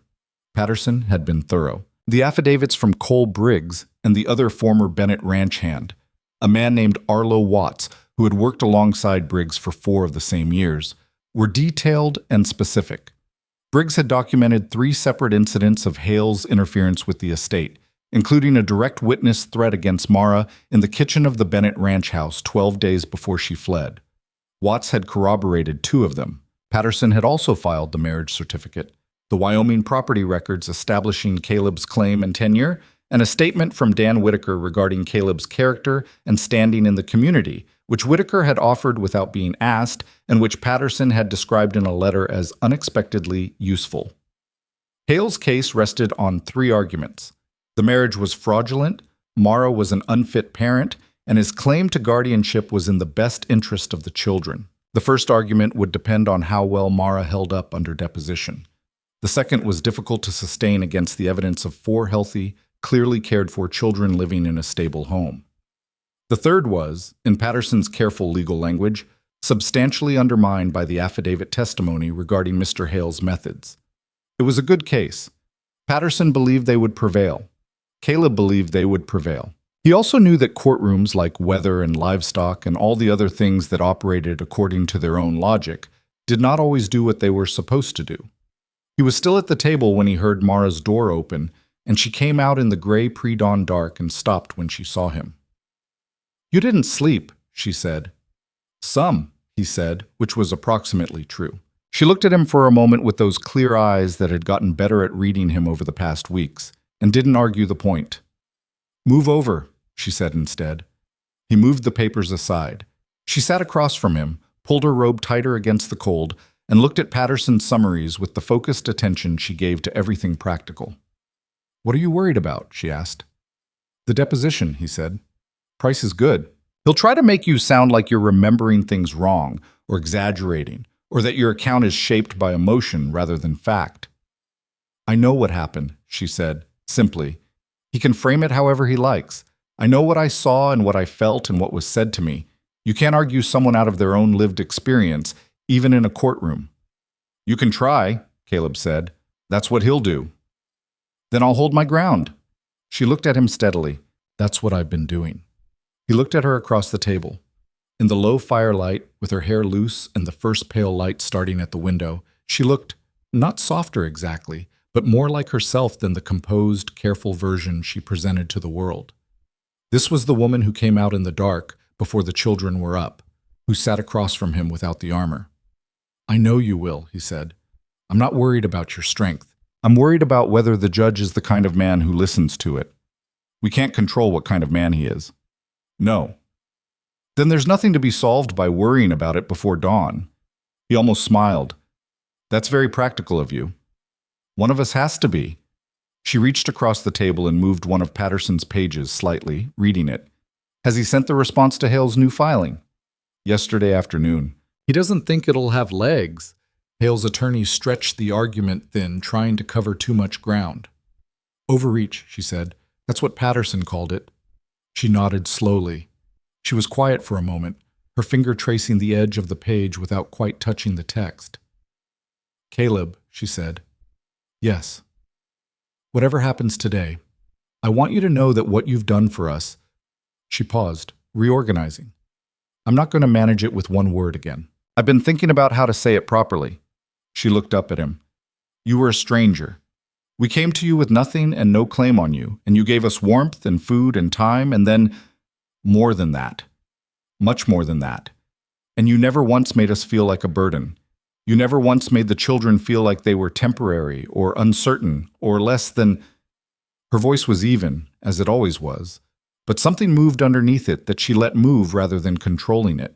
"Eli told me last week that he feels safe here. He's never said that about anywhere, not even home when Daniel was alive, because there was always Marcus at the edges." She held his gaze. "You gave my son back his edges, the ones where the world stops and he gets to just be a boy." She stopped. Caleb was quiet. He was a man who knew how to sit with something without needing to immediately do something about it. "He's a good kid," he said, finally. The same words he'd said before. "You say that every time I try to thank you." "Because it's true, and it's the thing that matters." She shook her head slowly, something warm moving in her expression. "You're a good man," she said. "I want that on record, since you won't say it yourself." "The record doesn't need it from me," he said. "That's what Patterson's filing is for." She laughed, a genuine, brief, surprised laugh that she hadn't entirely planned, and it made him think about Eleanor, not with grief, which surprised him. Just the thought of how Eleanor would have found Mara Bennett and what she would have thought of her, and the answer was clear and simple. She would have liked her enormously. "Let's win today," Mara said. "Let's win today," he agreed. Well, they rode to town in the wagon, all 6 of them. Caleb had decided against leaving the children behind, partly because there was no reliable person to leave them with, and partly because of what Eli had said on the porch. "I want to be there when you tell him we are." And the decision had made itself. The children were in the bed of the wagon under 2 blankets, dressed in their best clothes, which in Thomas's case meant the shirt Mara had mended twice, and in Eli's case meant a jacket of Caleb's that was too wide in the shoulders, but had been taken in by Mara the evening before with the swift, practical needlework she applied to everything. Thomas spent the first part of the ride asking what a court was. It's a place where a judge listens to both sides of an argument and decides what's right, Clara said. Like when Mama decides who started the fight? More formal than that. Does the judge know already who's right? No, that's why both sides talk. Then how does he decide? Evidence, Clara said, and law. Thomas thought about this. What if the evidence is wrong? Evidence can't be wrong. It just is what it is. People's interpretations of it can be wrong. Thomas absorbed this with the expression of a man encountering a philosophical distinction for the first time. I think Marcus has wrong interpretations, he said. Yes, Clara said with the restraint of someone deciding not to say more. Caleb, on the wagon seat with Mara beside him, heard this exchange and said nothing. Beside him, Mara was looking at the road ahead, and he could feel her managing the morning the way she managed everything, by facing it squarely without looking away. Her hand was on her knee. He reached over and put his hand briefly over hers. Nothing dramatic, nothing prolonged, just a moment's contact that said, I know and I'm here without needing to be anything more than that. She turned her palm upward and pressed his hand back. Then she let go, and they both looked at the road, and the wagon rolled toward town. The territorial courthouse in Dunmore was a two-story building with a false front and a wood stove that fought a losing battle against the cold. Judge Elias Morrow was a gray-bearded man of perhaps 60 who had sat on the Wyoming bench for 11 years and had, by reputation, a deep impatience with what he called the decorative use of legal language, which Patterson had relayed as a good sign. He entered the room at precisely 9 o'clock and looked over the assembled parties with the expression of a man who had seen most varieties of human difficulty and found them neither surprising nor interesting in themselves, only in their particulars. Hale was already seated at the opposite table with Price and a second attorney Caleb hadn't seen before. A younger man, sharply dressed, who had the watchful energy of someone brought in specifically for the deposition portion. Behind Hale sat the two hired men from the ranch visits, cleaned up and in better clothes, which told Caleb something about how Hale intended to use them. Patterson sat beside Caleb. Mara was on Caleb's other side. The children were on a bench behind them, Eli closest, Clara beside him, June and Thomas at the end, with June's arm around Thomas in the way she always arranged them when things were uncertain. Mara sat with her hands folded on the table and her back straight and looked at the judge when he entered, not at Hale. Hale looked at her. Caleb noted it and said nothing. Price opened with the argument Caleb had expected. Clean, efficient, delivered in the mild technical voice that made the most damaging things sound merely procedural. The marriage between Caleb Turner and Mara Bennett, he argued, had been entered into within 14 days of their first meeting under circumstances that admitted of no interpretation except strategic convenience. A woman fleeing a legal proceeding had found shelter with a man she did not know and had, within 2 weeks, converted that shelter into a legal barrier against a proceeding she was obligated to answer. The speed alone, Price said, established the intent. Patterson responded that the speed of a marriage was not, and had never been in itself evidence of its invalidity, that frontier circumstances regularly produced marriages of short courtship, and that the court's role was to examine the substance of the relationship and the household, not its timeline. Judge Morrow listened to both arguments with the same expression, which was attentive and gave nothing away. Then Price called Mara to the deposition chair. She walked to it without hurrying. She sat down and folded her hands in her lap and looked at Price with the expression she'd carried through every difficult thing, was clear-eyed, composed, entirely present. Price began with her background: Colorado, Daniel's death, the estate, straightforward, factual, a terrain she could navigate without difficulty. Then he turned. Mrs. Turner, he said, and the name, the new name, had a testing quality, as if he was checking whether she'd react to it. When did you first meet Mr. Caleb Turner? January 14th of this year. And when were you married? January 26th. 12 days. Yes. Had you known Mr. Turner previously? Through correspondence, mutual acquaintance, any prior contact? No. So to be precise, you married a man you had known for 12 days. Yes. And you understood at the time of the marriage that Mr. Hale had filed legal proceedings in Colorado regarding the custody of your children. I was aware of the filings, yes, And you understood that a marriage to an established Wyoming resident would affect the jurisdictional complexity of those filings. Patterson rose.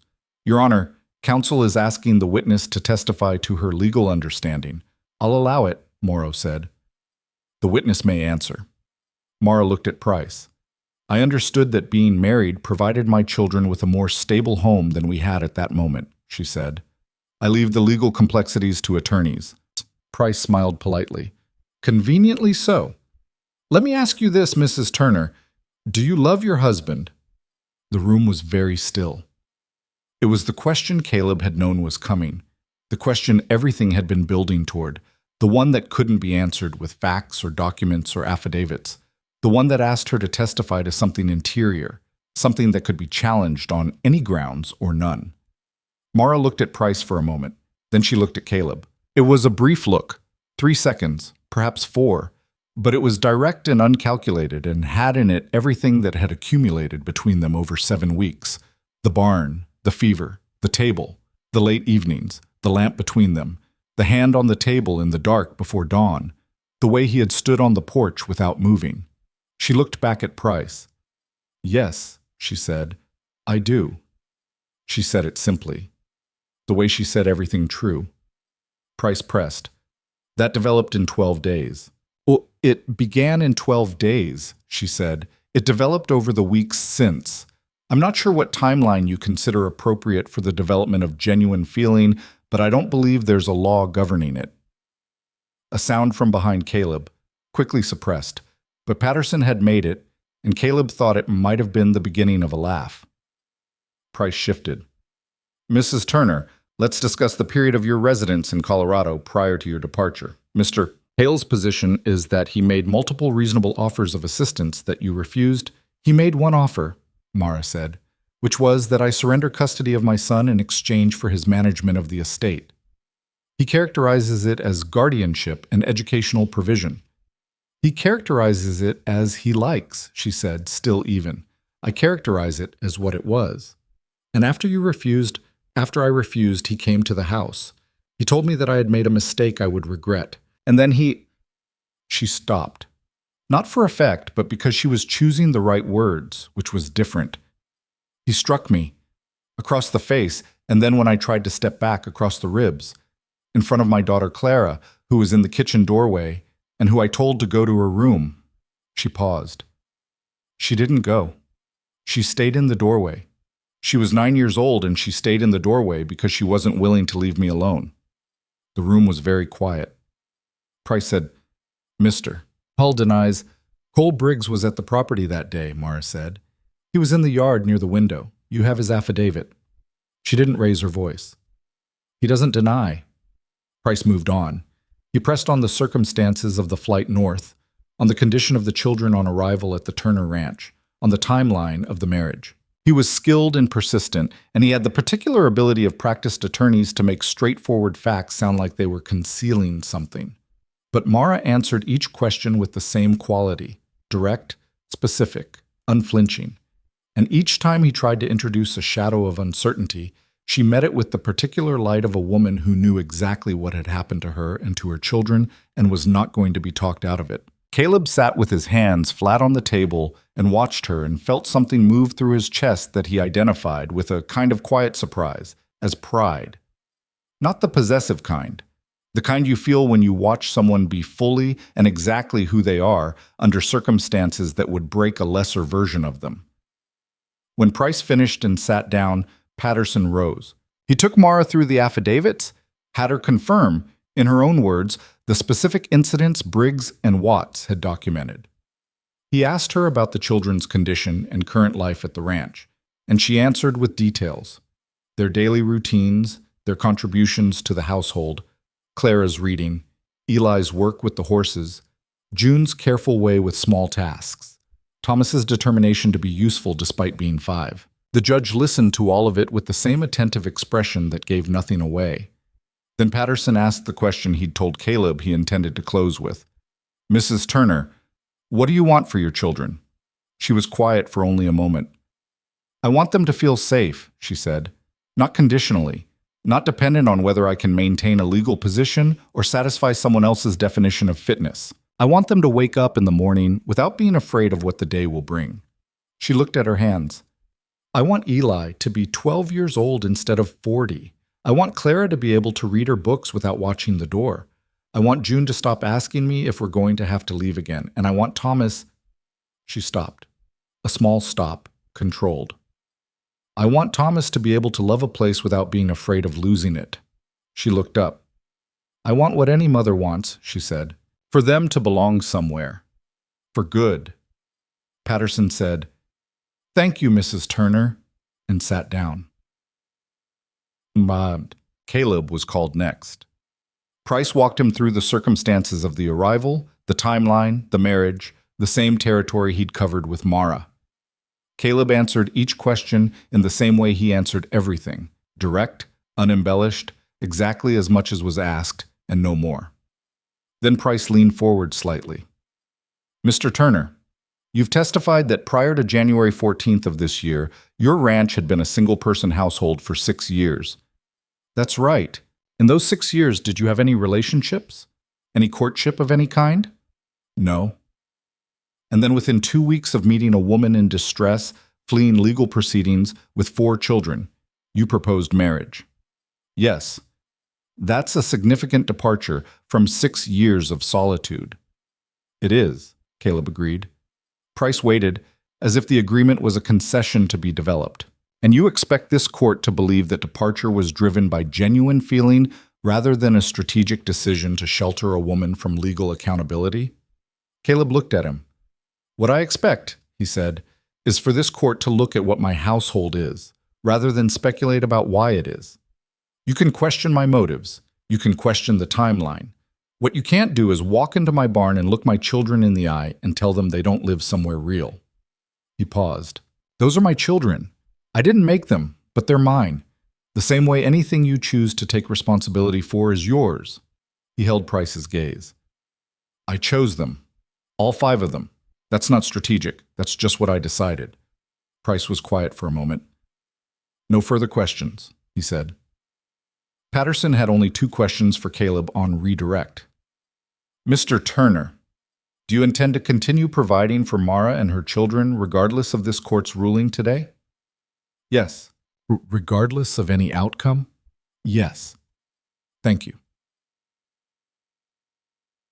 Hale took the stand in the afternoon. He was composed and credible. Caleb gave him that. He was a practiced man, and he knew how to present himself, and what he presented was a portrait of a concerned relative who had done everything within his power to assist a struggling widow and had been refused and maligned for it. His voice carried the right weight of hurt feeling. His pauses were precisely timed. He was, in the way of men who have told a story enough times to believe it, entirely convincing about his version of events. Patterson waited.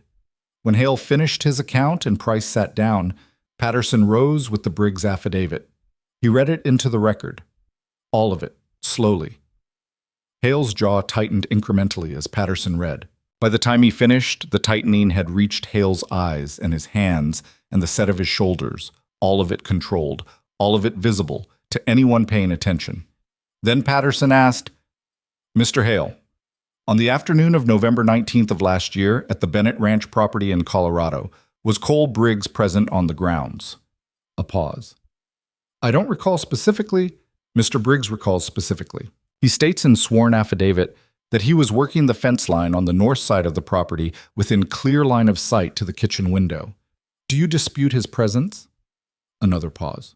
Shorter. No? Do you dispute the events he witnessed? Mr. Briggs has... Hale started. Do you dispute the events? Patterson said again, with the particular patience of a man who intends to get his answer, as he has described them in sworn testimony. Hale looked at his attorney. Price gave nothing back. I dispute his characterization, Hale said. He describes a physical altercation. Is there a characterization of a physical altercation that you would find acceptable? There was a heated exchange. Did you strike Mara Bennett? The courtroom was very quiet. Hale looked at the judge. The judge looked back with the expression of a man waiting.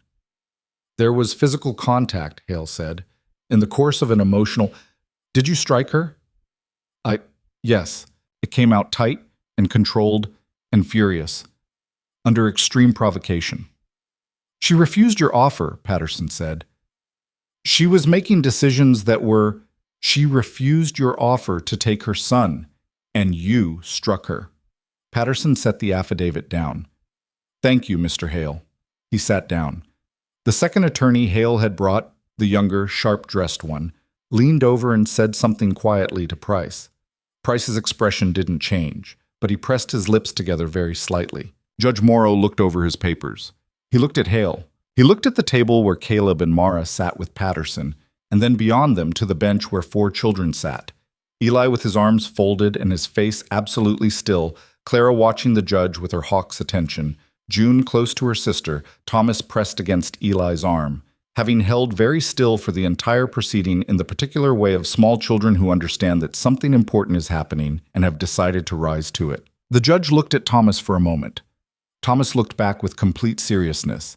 Something very brief moved in the judge's expression and disappeared. He said he would take a brief recess to review the testimony.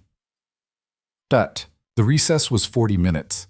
Caleb stood in the cold outside the courthouse with Patterson, while Mara took the children to find food at the small establishment down the road. Eli stayed with Caleb, standing at the edge of the building with his collar up against the wind, not talking, which was his way. After a while he said, "He admitted it." "He did," Caleb said. "He didn't want to. You could see he didn't want to." Patterson boxed him in. "He did it well." Eli was quiet. Then, "Is it enough?" Caleb looked at the gray sky. "I think so," he said. "But I don't know the judge." "Patterson thinks so?" Patterson is cautiously optimistic, which from him means yes. Eli nodded. He looked down the street in the direction Mara and the others had gone. She was really something in there, he said. Awkwardly, because he was 12, and that kind of thing was awkward at 12, but the feeling behind it was entirely genuine. "Yes," Caleb said. "She's been like that my whole life, even when she was scared. She never let us see it." He paused. "I mean, I knew. I always knew, but she never let it change how she moved." He looked at Caleb. "I think maybe she does that less now, hiding it. I think she lets it show more." Caleb looked at the boy. "She's safer now," Caleb said. "When people feel safer, they show more." Eli thought about this. "Is that true for you too?" Caleb was quiet for a moment. "It's getting there," he said. Eli nodded. He seemed to understand that this was the most direct answer the situation was going to produce, and he accepted it with the comprehension of a boy who had learned to read the spaces between what people said and what they meant.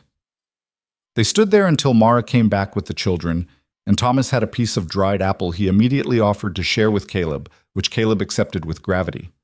"For strength," Thomas said. "Thank you," Caleb said. "It's almost over," Thomas told him in the confiding voice of someone delivering news. "I think so." Thomas nodded. "Good. I want to go home." He said it naturally. The way you say a word when it has always meant what it means and no longer requires any examination. Caleb looked at the dried apple in his hand and did not say anything and let the word settle. Judge Morrow came back, sat down, organized his papers, and looked out at the room with the expression of a man who has made a decision and has no interest in ceremony around delivering it. "I've reviewed the testimony," he said, "the submitted affidavits, the property records, the marriage certificate, and the pleadings from both parties." He set down his papers. "I'm going to say a few things before I rule, and I want both parties to hear them clearly." He looked at Hale. "The matter before this court concerns the welfare of 4 children. That is the beginning and end of the court's interest. Not the estate, not the property dispute, not the various legal maneuvers that have accompanied this proceeding." He let that settle for a moment. "The court has heard testimony from Mrs. Turner that includes sworn corroboration of a physical assault committed by the petitioner against the children's mother in the presence of at least one minor child. The petitioner has admitted that physical contact occurred. The court finds this information directly relevant to its assessment of Mr. Hale's suitability as a guardian." Price started to rise. Morrow's gaze moved to him, and he sat back down without speaking. "The court has also reviewed the circumstances of the Turner marriage," Morrow continued. "The timeline is unusual. The court is aware of this. The court is also aware that frontier circumstances regularly produce arrangements that would seem unconventional in other settings, and that the test of a household is not its origin, but its condition. He looked at the table where Caleb and Mara sat. What this court sees is an established rancher of 15 years standing in this territory, with a documented record of good character from multiple community members, providing for a woman and 4 children in a stable and maintained home. What this court does not see is neglect. What this court does not see is instability. What this court does not see is any credible evidence that these children are in anything other than appropriate and caring circumstances. He looked back at his papers. Mr. Hale's petition for emergency custody review is denied. His challenge to the validity of the Turner marriage is denied. His supplementary filing regarding property arrangements is denied as exceeding this court's jurisdiction and presenting insufficient grounds. He looked up. The children remain in the custody of their mother. This court finds no basis for any further proceedings related to this matter under the grounds presented. He looked at Hale directly. Mr. Hale, I want to be clear about something. This court has found no evidence that your concern for these children's welfare is genuine. What it has found is evidence of a sustained campaign to leverage their circumstances for purposes unrelated to their well-being. Should you file further proceedings in this territory on these or similar grounds without material new evidence, this court will take a very dim view of the investment of its time. He picked up his gavel. We're adjourned. The gavel came down. The sound of it in that small room was very clean and final. There was a moment immediately after, a still moment, the kind that happens in the gap between a thing occurring and the full understanding of it arriving, where nobody at Caleb's table moved.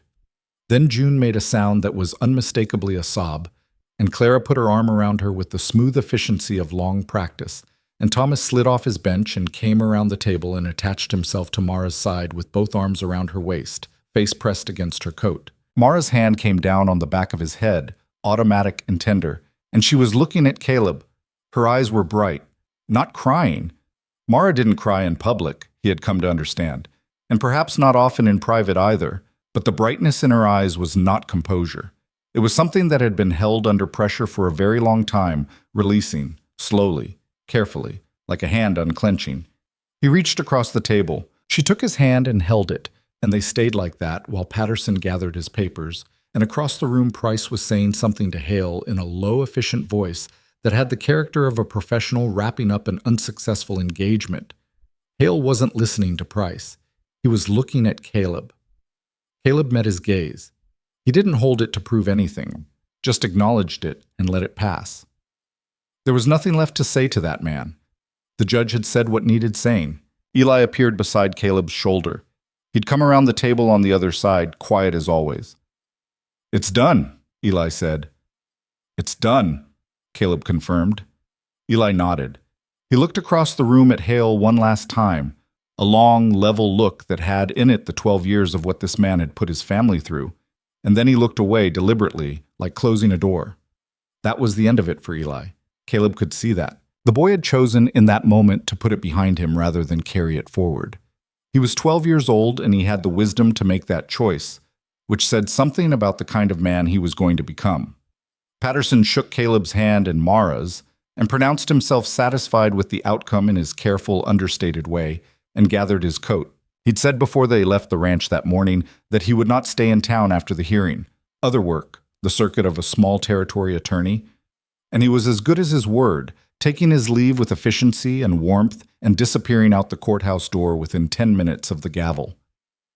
They were left in the emptying room, Caleb and Mara and 4 children, and the particular atmosphere of a battle that had been won. Hale was gone. At some point in the proceedings he had left. Caleb had noted it peripherally, the sound of a chair, the movement near the door, and had not turned to watch. There was nothing to watch.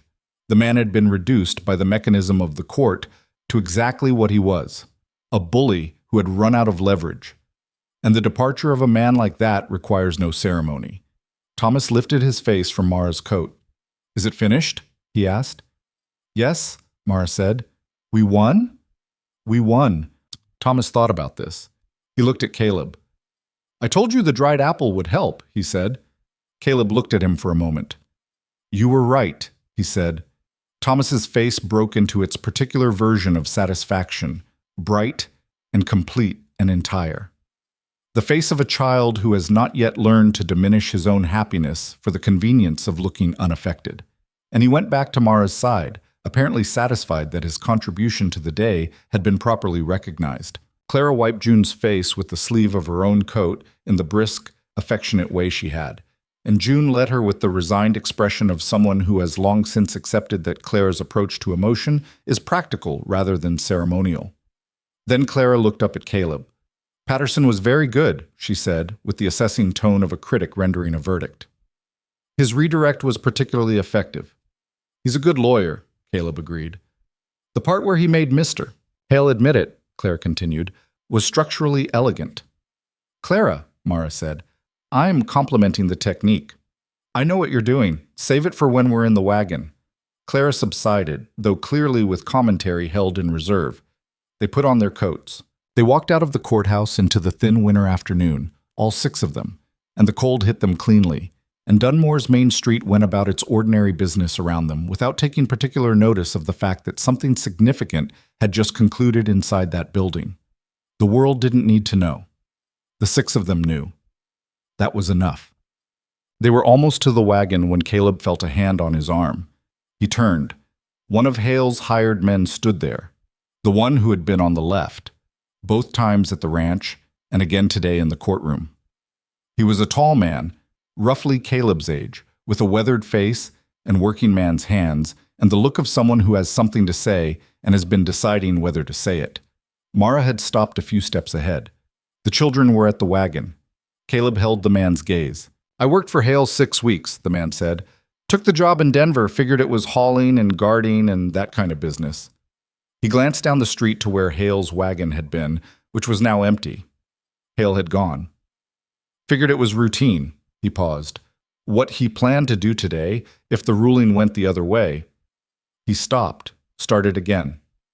He had papers for an immediate transfer of all 4 children to his custody pending appeal. He had a second wagon ready. He was going to move them before you had time to respond legally. Caleb was very still. "I told him no," the man said. "Me and Dawson both, the other man. We told him we weren't in the business of taking children by force, whatever the papers said." He looked at Caleb directly. "He didn't take that well, but he didn't have anyone else to use." "Why are you telling me this?" Caleb asked. The man looked at him steadily. "Because you've got a good family, mister, and I've worked for enough bad men to know the difference." He pulled his collar up against the wind. "And because I figured you should know that even if the ruling had gone wrong, there were 2 men who weren't going to let it go the way he intended."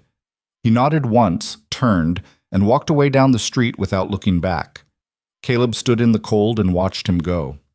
Then he turned to Mara, who had heard all of it. Her face was very still.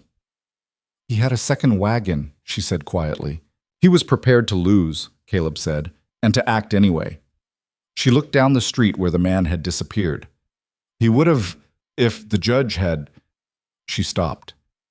"But the judge didn't," Caleb said. He stepped toward her. "And his men refused.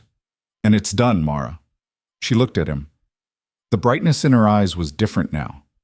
The particular brightness of someone who has just understood the full dimensions of what they escaped. Not fear exactly, but the knowledge of it, the recognition that the margin had been real. He put his hand against her face, the right side, where the old bruising had been, which had faded weeks ago but which he had never forgotten. He did it without deliberation, simply because it was what the moment asked for. She leaned into it, just slightly, just for a moment. Then she straightened, and the composure came back, the steady quality that was hers, and she looked at him with clear eyes. "Take us home," she said. They walked to the wagon. The children were already arranged in the bed, Clara reading aloud from a pamphlet she'd found somewhere during the recess, Thomas eating the last of his dried apple, June leaning against Eli's shoulder with her eyes closed. Eli had his arm around her without seeming to notice he'd put it there. Caleb climbed up to the seat. Mara sat beside him. He clicked the horse forward. The wagon rolled out of Dunmore and onto the road that wound between the hills toward the valley, and the courthouse fell behind them, and the day had done what it needed to do, and the road home was the road home. Halfway there, Thomas fell asleep against Eli. Eli shifted his arm so Thomas wouldn't fall. Clara kept reading, her voice carrying over the sound of the wheels, the surveying manual replaced by the pamphlet, which appeared to be about irrigation in dry territories. June slept. The hills folded around them. The sky was going pale and cold in the way of late winter afternoons, the kind of light that holds the day a little longer than you expect before letting it go. Mara was looking at the road ahead. Her hands were in her lap and she was not performing composure, just resting inside it, and the difference was visible if you knew how to look. After a while, she said quietly enough that only he could hear it, "I keep thinking about what he said." "Which part?" "When he told me I had made a mistake, I would regret." She looked at the pale hills. "I did make a mistake. I should have left sooner, before it got to... before he..." She paused. "But the regret goes the other direction than he meant it to. I regret waiting. I don't regret leaving." "No," Caleb said, "and I don't regret..." She glanced at him. "Any of it, since..." He looked at the road. The horse moved steadily in the cold. "Neither do I," he said. She turned back to the hills. In the bed of the wagon, Clara had stopped reading aloud, and the road was quiet, except for the wheels and the hooves and the wind in the dry grass at the edges. "Thomas wants a dog," Mara said, after a while. "Thomas is getting a dog," Caleb said. "You said maybe after winter. It's almost after winter." She looked at him with the expression that was fully a smile. "He's going to be insufferable when you tell him," she said. "I know. He'll name it something terrible. Probably." The smile stayed. He looked back at the road, but he could feel it beside him, and it was warm in the way that particular smile had become warm, specific and earned and his, in the sense of being something he had come to know and value. The ranch came into view as they rounded the last curve. The cabin, the barn, the fence line, smoke beginning to lift from the chimney as the built-up fire held through the day. It looked the same as it had every time he'd come back to it for 15 years. It looked entirely different. He pulled the horse to a stop in the yard and climbed down. He reached up for Thomas first. Still asleep, solid and heavy, with the sleep of a child who has trusted the world enough to be completely unconscious in a moving wagon. He carried the boy inside and put him on the bed and pulled the blanket over him, and Thomas made one small sound and turned over and was immediately deeper asleep. He came back out. Eli was helping June down from the wagon. Clara had jumped down already and was looking at the barn with the expression of someone mentally inventorying the chickens. Mara was still on the seat, not moving immediately, looking at the cabin with an expression he had never seen on her face before. She was looking at it like it was hers. He held up his hand. She took it and climbed down, and she stood in the yard and looked at the cabin for another moment. "It looks different after a day away," she said. "Does it?" "It looks like..." She stopped. "It looks like somewhere you come back to." He looked at it with her, the smoke, the windows, the barn beyond with its repaired section of roof, the fence line running straight to the hills. "That's what it is," he said. She looked at him, and then at the children distributing themselves around the yard in the final light of the afternoon. And then she went inside to start the fire for dinner, and Caleb unhitched the horse, and Eli came to help without being asked, and Clara reported that all 12 chickens were present and accounted for. And June woke Thomas and told him they were home, and Thomas, still half asleep, said good with absolute satisfaction and went back to sleep for another 20 minutes on the bed.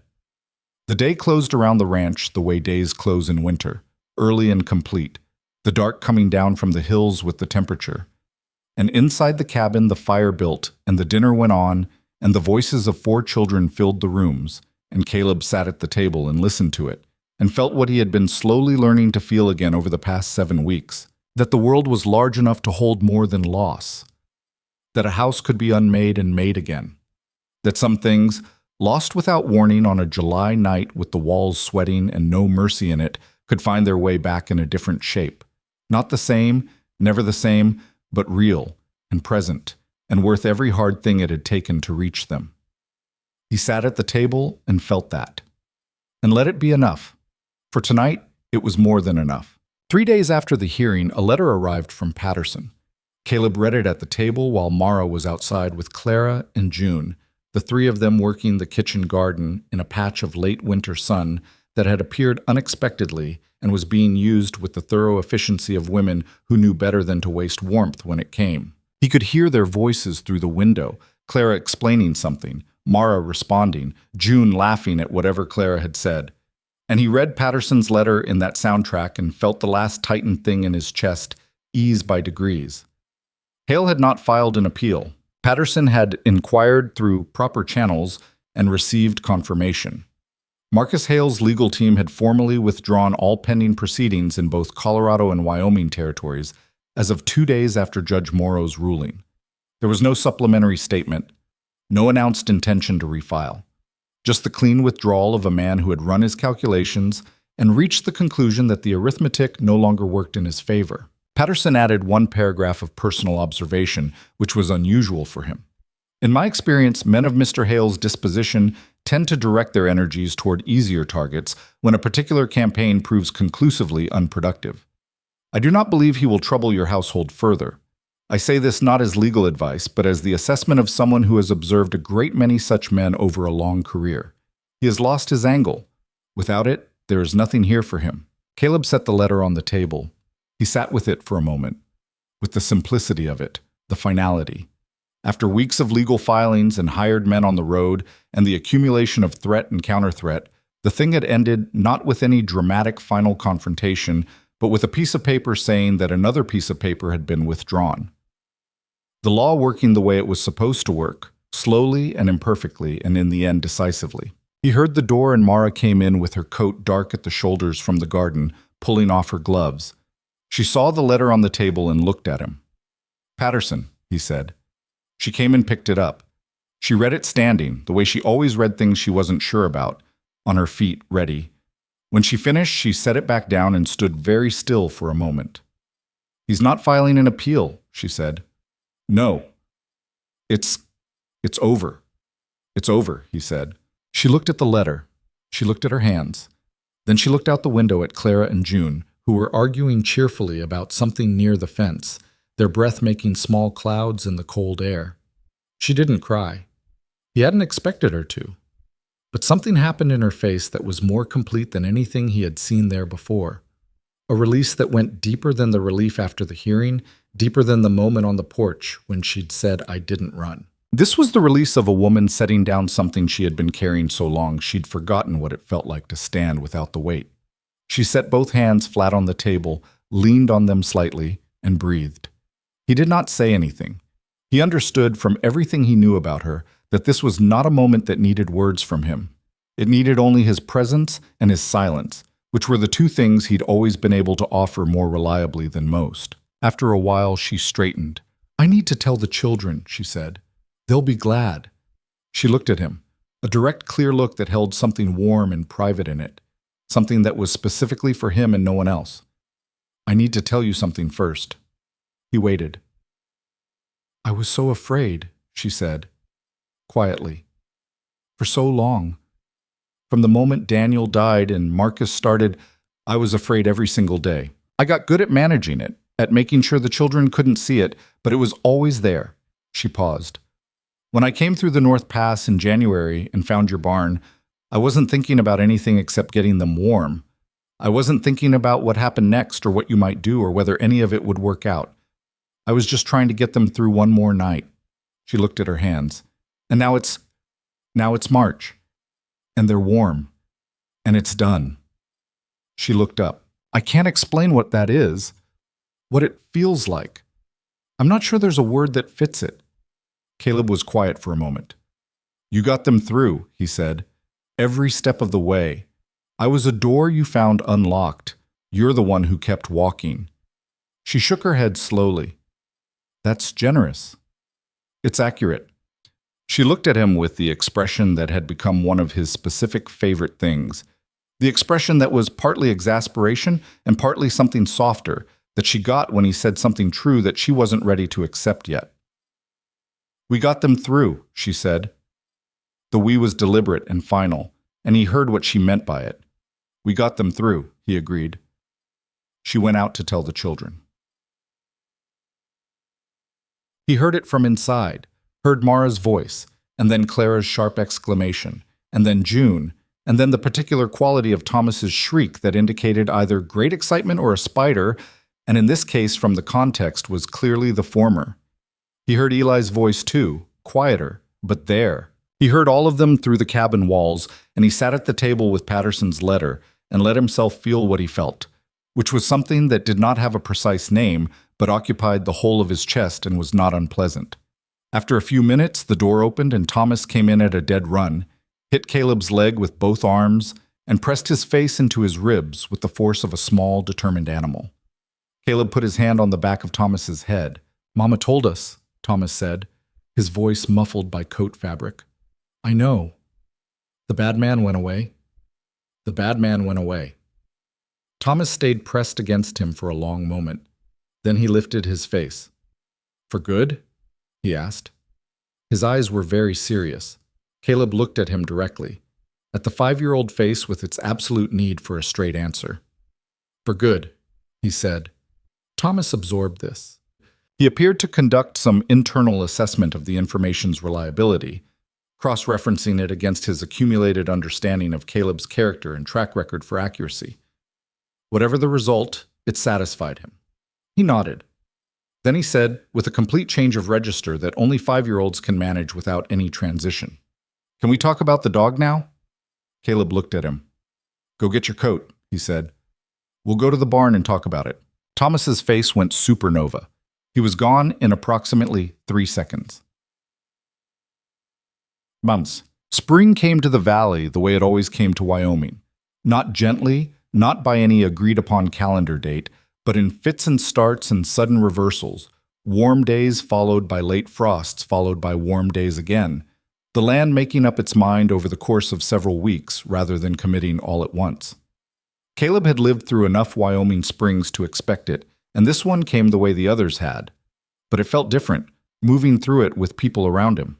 The work of the ranch in early spring was the work of renewal and repair, checking every fence line, assessing winter damage, preparing the pastures for the cattle that would be moved from the lower field as the ground softened.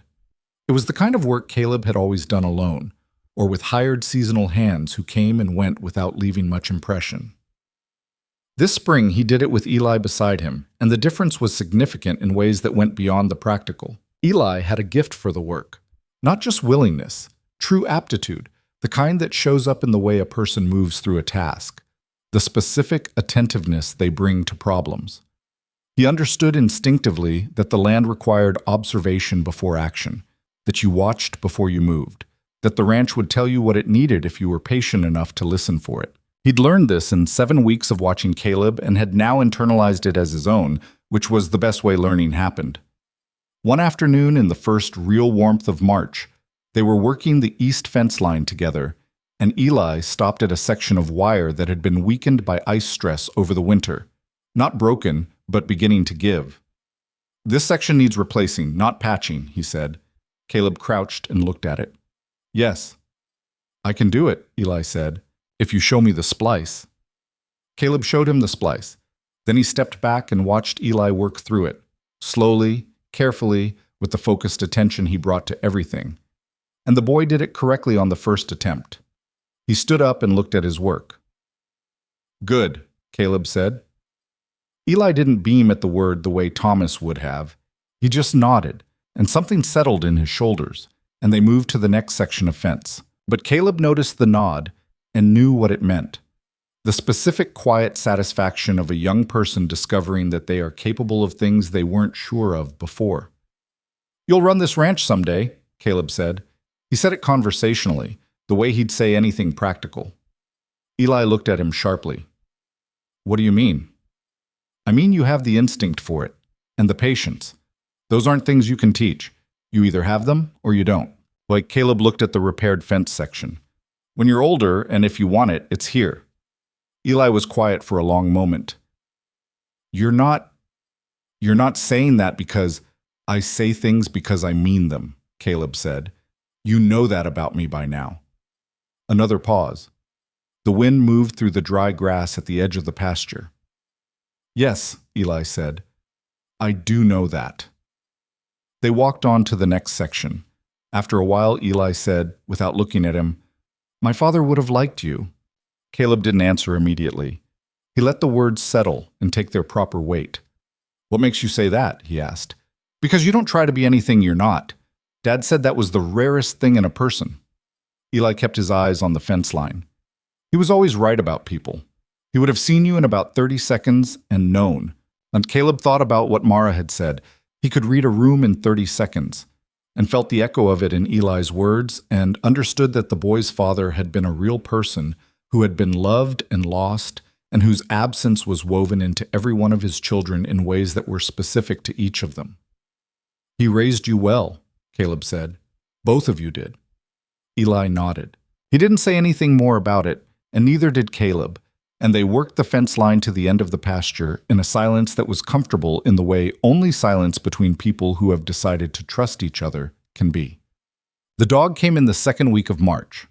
One of the neighboring ranchers, a man named Beckett, who ran cattle 3 miles north and had known Caleb for a decade, had a border collie whose litter had produced 6 puppies. He'd brought word to Caleb in February that he'd set one aside, and when the morning was warm enough and the roads were clear enough, Caleb drove out and came back with a small black and white creature in a wooden crate in the bed of the wagon. He said nothing about it to Thomas. He unhitched the horse and put the crate in the barn and went inside and ate dinner and helped June with a reading passage she'd been working on, and listened to Clara explain the migratory patterns of 3 specific bird species she'd found documented in a new book Caleb had brought from town, and put Thomas to bed while Mara put June to bed, and told Thomas good night and went back out to the barn. He was there for maybe 20 minutes, settling the puppy, making sure it was warm and had water, getting it used to the smell of the place. Then he went back inside. The next morning Thomas woke early, earlier than his usual early, which was itself notably early, and came through the main room and stopped. Caleb was at the table with his coffee. In his lap was a small black and white dog of approximately 8 weeks who was conducting a thorough investigation of the buttons on Caleb's coat. Thomas stood very still. He stared at the dog. The dog looked up at him. The expression on Thomas's face was one that Caleb would remember for a long time. The complete, undisguised, full-body joy of a 5-year-old encountering the answered version of his most important wish. It was the face of someone for whom the world has just demonstrated that it is, at its core, trustworthy. "Is that—" Thomas started. "Yes," Caleb said. Thomas crossed the room in 4 steps and sat on the floor at Caleb's feet and reached up for the puppy with both hands, and Caleb set it down into his arms. And the puppy climbed up Thomas's chest and licked his chin with the impartial enthusiasm of puppies. And Thomas laughed, the specific, helpless, unself-conscious laughter of a child who is entirely happy. Mara appeared in the doorway of her room, wakened by the sound. She looked at her son on the floor, the puppy in his arms, the laughter coming out of him in waves. She looked at Caleb. He shrugged, in the manner of a man who has done a small and obvious thing and sees no particular need to elaborate. She shook her head, the smile fully present, unguarded, entirely hers. "What is his name?" Mara asked Thomas. Thomas held the puppy up and looked at it very seriously. "Captain," he announced. "Captain," Caleb repeated. "He looks like a captain," Thomas said, with complete conviction. Caleb looked at the 8-week-old puppy, who was attempting to eat Thomas's collar. "He does," he said. Captain joined the household with the smooth inevitability of something that had always been meant to be there, integrating himself into the rhythms of the ranch with the specific adaptability of working dogs. He followed Thomas everywhere for the first week, and then he followed Caleb everywhere for the second week, and by the third week he had distributed his allegiance across all 6 members of the family with the democratic thoroughness of a creature who understood that he had found his people and intended to be loyal to all of them equally. Thomas considered this appropriate. He had, after some reflection, decided that a dog belonging to everyone was better than a dog belonging only to himself, on the grounds that more people meant more attention for Captain. The logic was sound. The question that had been sitting unasked between Caleb and Mara since the hearing resolved itself on a warm evening in late March, not with drama, but with the quiet directness that had become the language they used with each other. The children were asleep. The fire was low and comfortable. Mara was at the table with a mending basket, and Caleb was sharpening the good knife he used for field work, and the room held the particular quality of evenings that have no agenda, evenings that are just 2 people sharing the hours before sleep. Mara set down the shirt she was working on and looked at her hands. "I've been thinking about something," she said. "All right," he said. "I've been thinking about what this is." She looked up. "What we are. What I want us to be." She held his gaze. "I know it started as something practical. I know that's how we both said it. And I know that since then—" She stopped. "I'm not good at this kind of talking." "You're doing fine," he said. She looked at him. "I'm not using this house as shelter until something better comes along. I want you to know that. I'm not managing a situation. I'm here because I want to be here. Because this is—" She looked around at the walls, the fire, the quiet room. "This is home. It happened without me planning it, and faster than I could have anticipated, and I want it. All of it." She looked back at him. "I want you." He had set down the knife while she was talking. He was watching her with the steadiness he brought to everything, but something behind his eyes had changed. "I know that might seem—" she started. "It doesn't seem like anything except what it is," he said. She was quiet. "You've been home to me for a while now," he said. "I didn't know how to say it either, so I didn't, but since you're saying things—" He looked at his hands. "I've been happy. I didn't expect that. I'd made a kind of peace with not being happy, which isn't the same thing as being unhappy. It's its own state, somewhere in between. And then you came through the North Pass in January and—" He paused. "The between place is gone. I'm not in it anymore, and I have no interest in going back." The fire settled behind the grate with a small sound. Mara looked at him across the table. Her eyes were bright in the low light, and the expression on her face was the one underneath the composure, the one that was fully and entirely her, the woman who had ridden through a blizzard to protect her children and stood on a porch without running and faced a courtroom without flinching. That woman, looking at him now with something that had no armor over it. "Come here," she said. He came around the table and sat beside her, and she put her hand against his face the way he had put his hand against hers on the street in Dunmore, and he turned toward it, and what followed was quiet and unhurried and entirely theirs. Two people who had arrived at something true by a difficult road and had decided, separately and then together, that it was worth arriving at. Captain, asleep by the stove, opened one eye, determined the situation required no intervention, and went back to sleep. April came, and the valley greened. It happened quickly, the way Wyoming green always happened.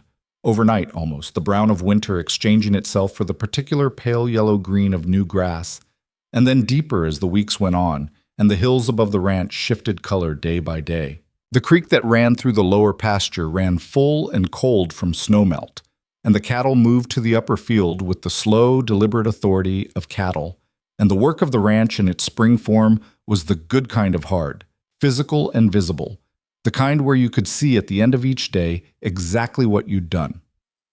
June found wildflowers in the third week of April. She brought them inside in a fist, 3 different kinds, identified carefully with Clara's help using a page from the surveying manual that had a botanical section Caleb hadn't known was there, and put them in a tin cup of water on the windowsill.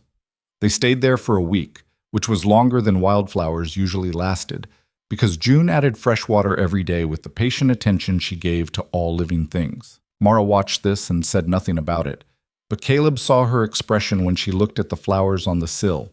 The small, private recognition of a woman watching her child do something that signals, without words, that the child feels safe enough to tend to beauty, that there is enough stability in her days now to care for something fragile.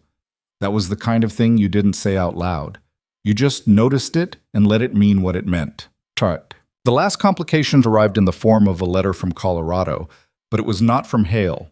It was from Daniel Bennett's original attorney in Colorado, a man named Gould, who had drawn up the will and had apparently been fighting Hale's challenges to it in the Colorado territorial courts quietly and without Mara's knowledge for the past several months. His letter arrived in late April and informed her that the final challenge to the Bennett estate had been dismissed, that the will as originally filed had been upheld, and that the property and assets left by Daniel Bennett were legally and uncontestably hers. He included a figure. Mara read the letter 3 times at the table. Then she put it face down in front of her and looked out the window for a long moment. "What is it?" Caleb asked. She turned the letter over and slid it across to him.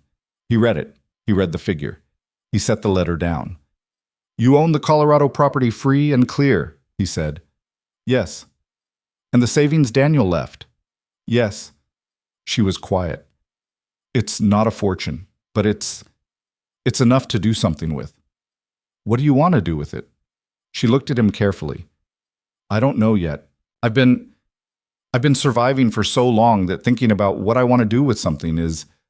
She shook her head. It's a strange feeling. Good strange or bad strange? Just strange. New. She looked at the letter. The ranch in Colorado. I don't want to go back there. That's not... She looked at him directly. This is where I live. This is my home. I don't want to go back. Then you don't have to, he said. But the property is worth something. We could sell it and... She stopped. I want to talk about it properly, together. It's not my money separate from this household. Not the way I feel about this household. Caleb looked at her. We can talk about it tonight, he said. After dinner. Yes, she said. And then, after a pause, we could expand the upper pasture. You mentioned the eastern section. The fence repair is going to be ongoing if we don't address the soil erosion above it. And Eli thinks... She stopped herself. I'm getting ahead of myself. Eli thinks what? She looked at him with something that was half amusement and half pride. Eli thinks that if we acquire the section east of the creek, we could run twice the cattle we run now within 3 years. Caleb was quiet for a moment. He told me something similar, he said. And? And he's right, Caleb said. He's looked at the land more carefully than I did at his age. Mara looked at her hands on the table. He's going to be extraordinary, she said quietly. He was always going to be, but... She looked up. You gave him room to find it. You gave him something to be extraordinary at. Her voice was even. That matters more than the legal case, more than all of it. You gave my son back his future. Caleb was quiet for a long moment. He gave me back mine, he said. She looked at him. All of you did, he said. The morning light came through the window and fell across the table and across the letter from Colorado and across Mara's hands and the tin cup of June's wildflowers on the sill, which had been replaced with fresh ones just that morning. May on the ranch was the fullest month. The days were long and warm, and the work was good, and the evenings came late with light still in the sky past supper time, and the table was always full. Mara cooked the way she cooked, with the attention of someone who understood that feeding people was not a chore, but an act of care. And the food was good, and the conversations at dinner were the kind that wandered without needing to go anywhere. Clara had written to a school in Cheyenne, had done it herself, without telling anyone until the letter was sent, to inquire about their curriculum. She announced this at dinner one evening with the manner of someone reporting a completed project. I want to be educated properly, she said, not just from surveying manuals. There's nothing wrong with surveying manuals, Caleb said. There's nothing wrong with them as supplementary material, Clara said. As primary education, the scope is limited. Mara looked at Caleb. He looked at Mara. Something passed between them that was entirely parental in character. The specific shared communication of two adults who have just been instructed by a child and are deciding simultaneously to find it funnier than they're letting on. We'll look into it, Mara said. I already wrote, Clara said. They'll write back. Clara. I was efficient, Clara said. You always say efficiency is a virtue. I say it's useful. I didn't say it superseded asking permission before writing to institutions. Clara considered this with the expression of someone encountering a procedural argument that is technically valid but inconvenient. I'll ask next time, she said. Thank you. But I'd still like to go. We'll read their letter when it comes, Mara said. And we'll talk about it. Clara nodded with the satisfaction of someone who has planted a seed and is confident in the soil. Eli, across the table, caught Caleb's eye with the expression of a sibling who had predicted this development some time ago. Caleb said nothing and ate his dinner. The letter from the Cheyenne school arrived 2 weeks later. Clara read it at the table while everyone else was eating. When she finished, she set it down with the careful control of someone managing a significant feeling. They have spaces, she said. Mara read it, passed it to Caleb. He read it. It's a good school, he said. The curriculum section is thorough, Clara said. She was trying to sound analytical. She was 9 years old, and her hands were pressed flat on the table in the manner of someone keeping themselves very still. Caleb looked at Mara. Mara looked at Clara. "We'll make it work," Mara said. Clara breathed in one long, quiet breath, and then she reached for her fork again with complete composure and said nothing more about it. But June put her arm around her sister and squeezed, and Clara let her, which said more than any words would have. That was the family they were. The family of particular children with particular natures, working out their futures in a cabin in Wyoming, fed and warm and free to want things. Free to write letters to schools and name dogs and bring wildflowers inside and argue about the structural merits of beaver dams and ask for dried apple on difficult days, and stand in doorways at 9 years old because they were not willing to leave their mothers alone. They had been those children before Caleb. The circumstances had made them extraordinary long before he arrived. What he had given them was simply the ground to stand on, and ground, in Wyoming, was everything.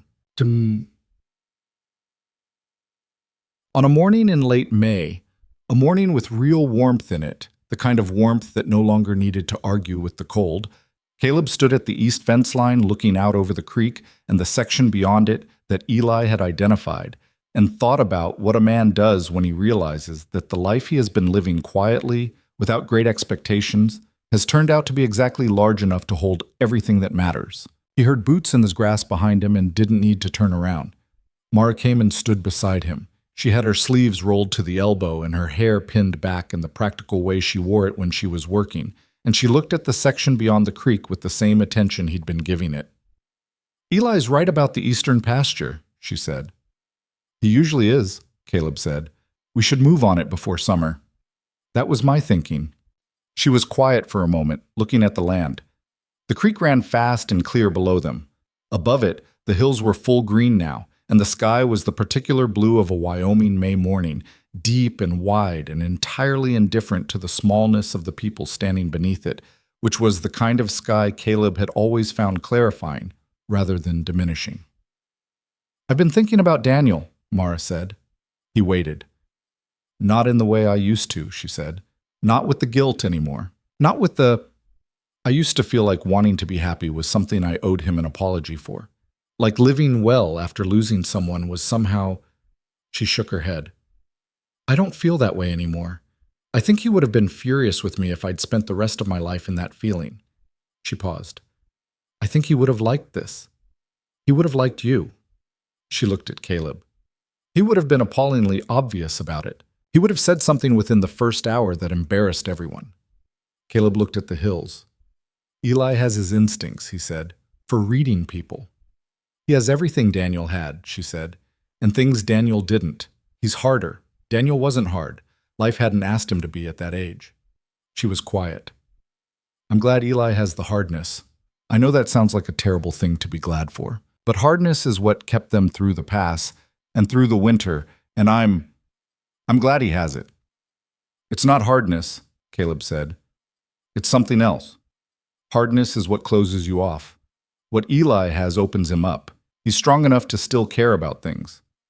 She turned to look at him. "That's exactly what Daniel would have said," she said quietly, almost word for word. He looked at her.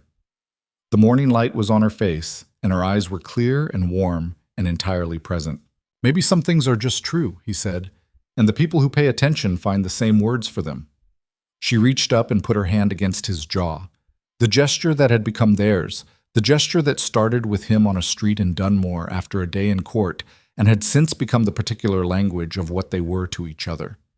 He covered her hand with his. Behind them, from the direction of the cabin, they heard Thomas calling something.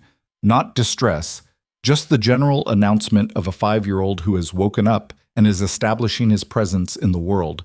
And then Captain's bark, and then Eli's voice telling Thomas to stop running inside, and then June's laughter. The sounds of a morning starting.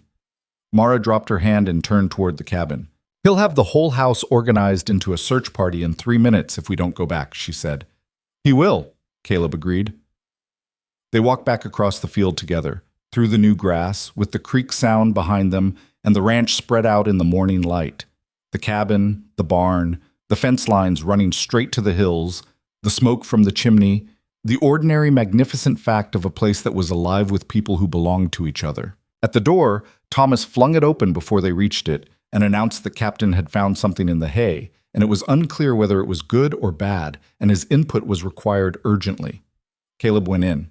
Mara followed. The door closed behind them. Inside, the morning took its shape. Breakfast on the stove, Clara already at the table with something she was reading, June setting plates with the ceremonial care she brought to the task, Eli crouching beside Captain in the corner trying to determine what the dog had found in the hay, which turned out to be a very startled field mouse that was released back into the yard with diplomatic efficiency. Thomas reported the mouse's safe departure to the table at length. The morning moved the way mornings move when the house holds people who have learned to live in it, through small tasks and small conversations and the accumulation of ordinary moments that were not ordinary at all, that were in fact the whole of it, the substance beneath all the drama and difficulty and legal proceedings and cold passes in the dark. This was what they had been fighting for. Not a ruling, not a legal document, not the withdrawal of a man who had run out of leverage. This. The table, the stove, the mouse, the dog, the morning. Caleb sat down and Mara put coffee in front of him, and Thomas climbed into his chair and began explaining Captain's investigative methodology to anyone who would listen, and Clara listened, and June listened, and Eli caught Caleb's eye across the table with the look of a 12-year-old who has long since accepted the nature of his youngest sibling with complete and genuine affection.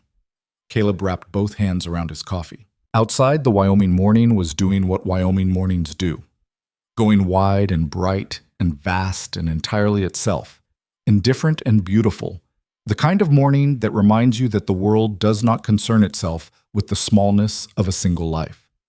But a single life, Caleb had learned, or relearned, or learned for the first time in the way that counts. A single life was large enough. Large enough for a woman who came out of the dark and the cold with 4 children and found a door unlocked. Large enough for a boy who put his arms out in a barn and refused to move. Large enough for the particular laughter of a child who has been told, in the only way that lasts, that he is home. Large enough for everything that had been lost and everything that had been found, and for the quiet, daily, irreplaceable work of choosing, over and over, in the small decisions and the large ones, in the words said and the words that didn't need saying, to build something real out of what the winter had carried in. It had started in a barn, in the cold, with a lantern and a rifle and 4 children who hadn't made a sound. It had become this, and this, as it turned out, was everything.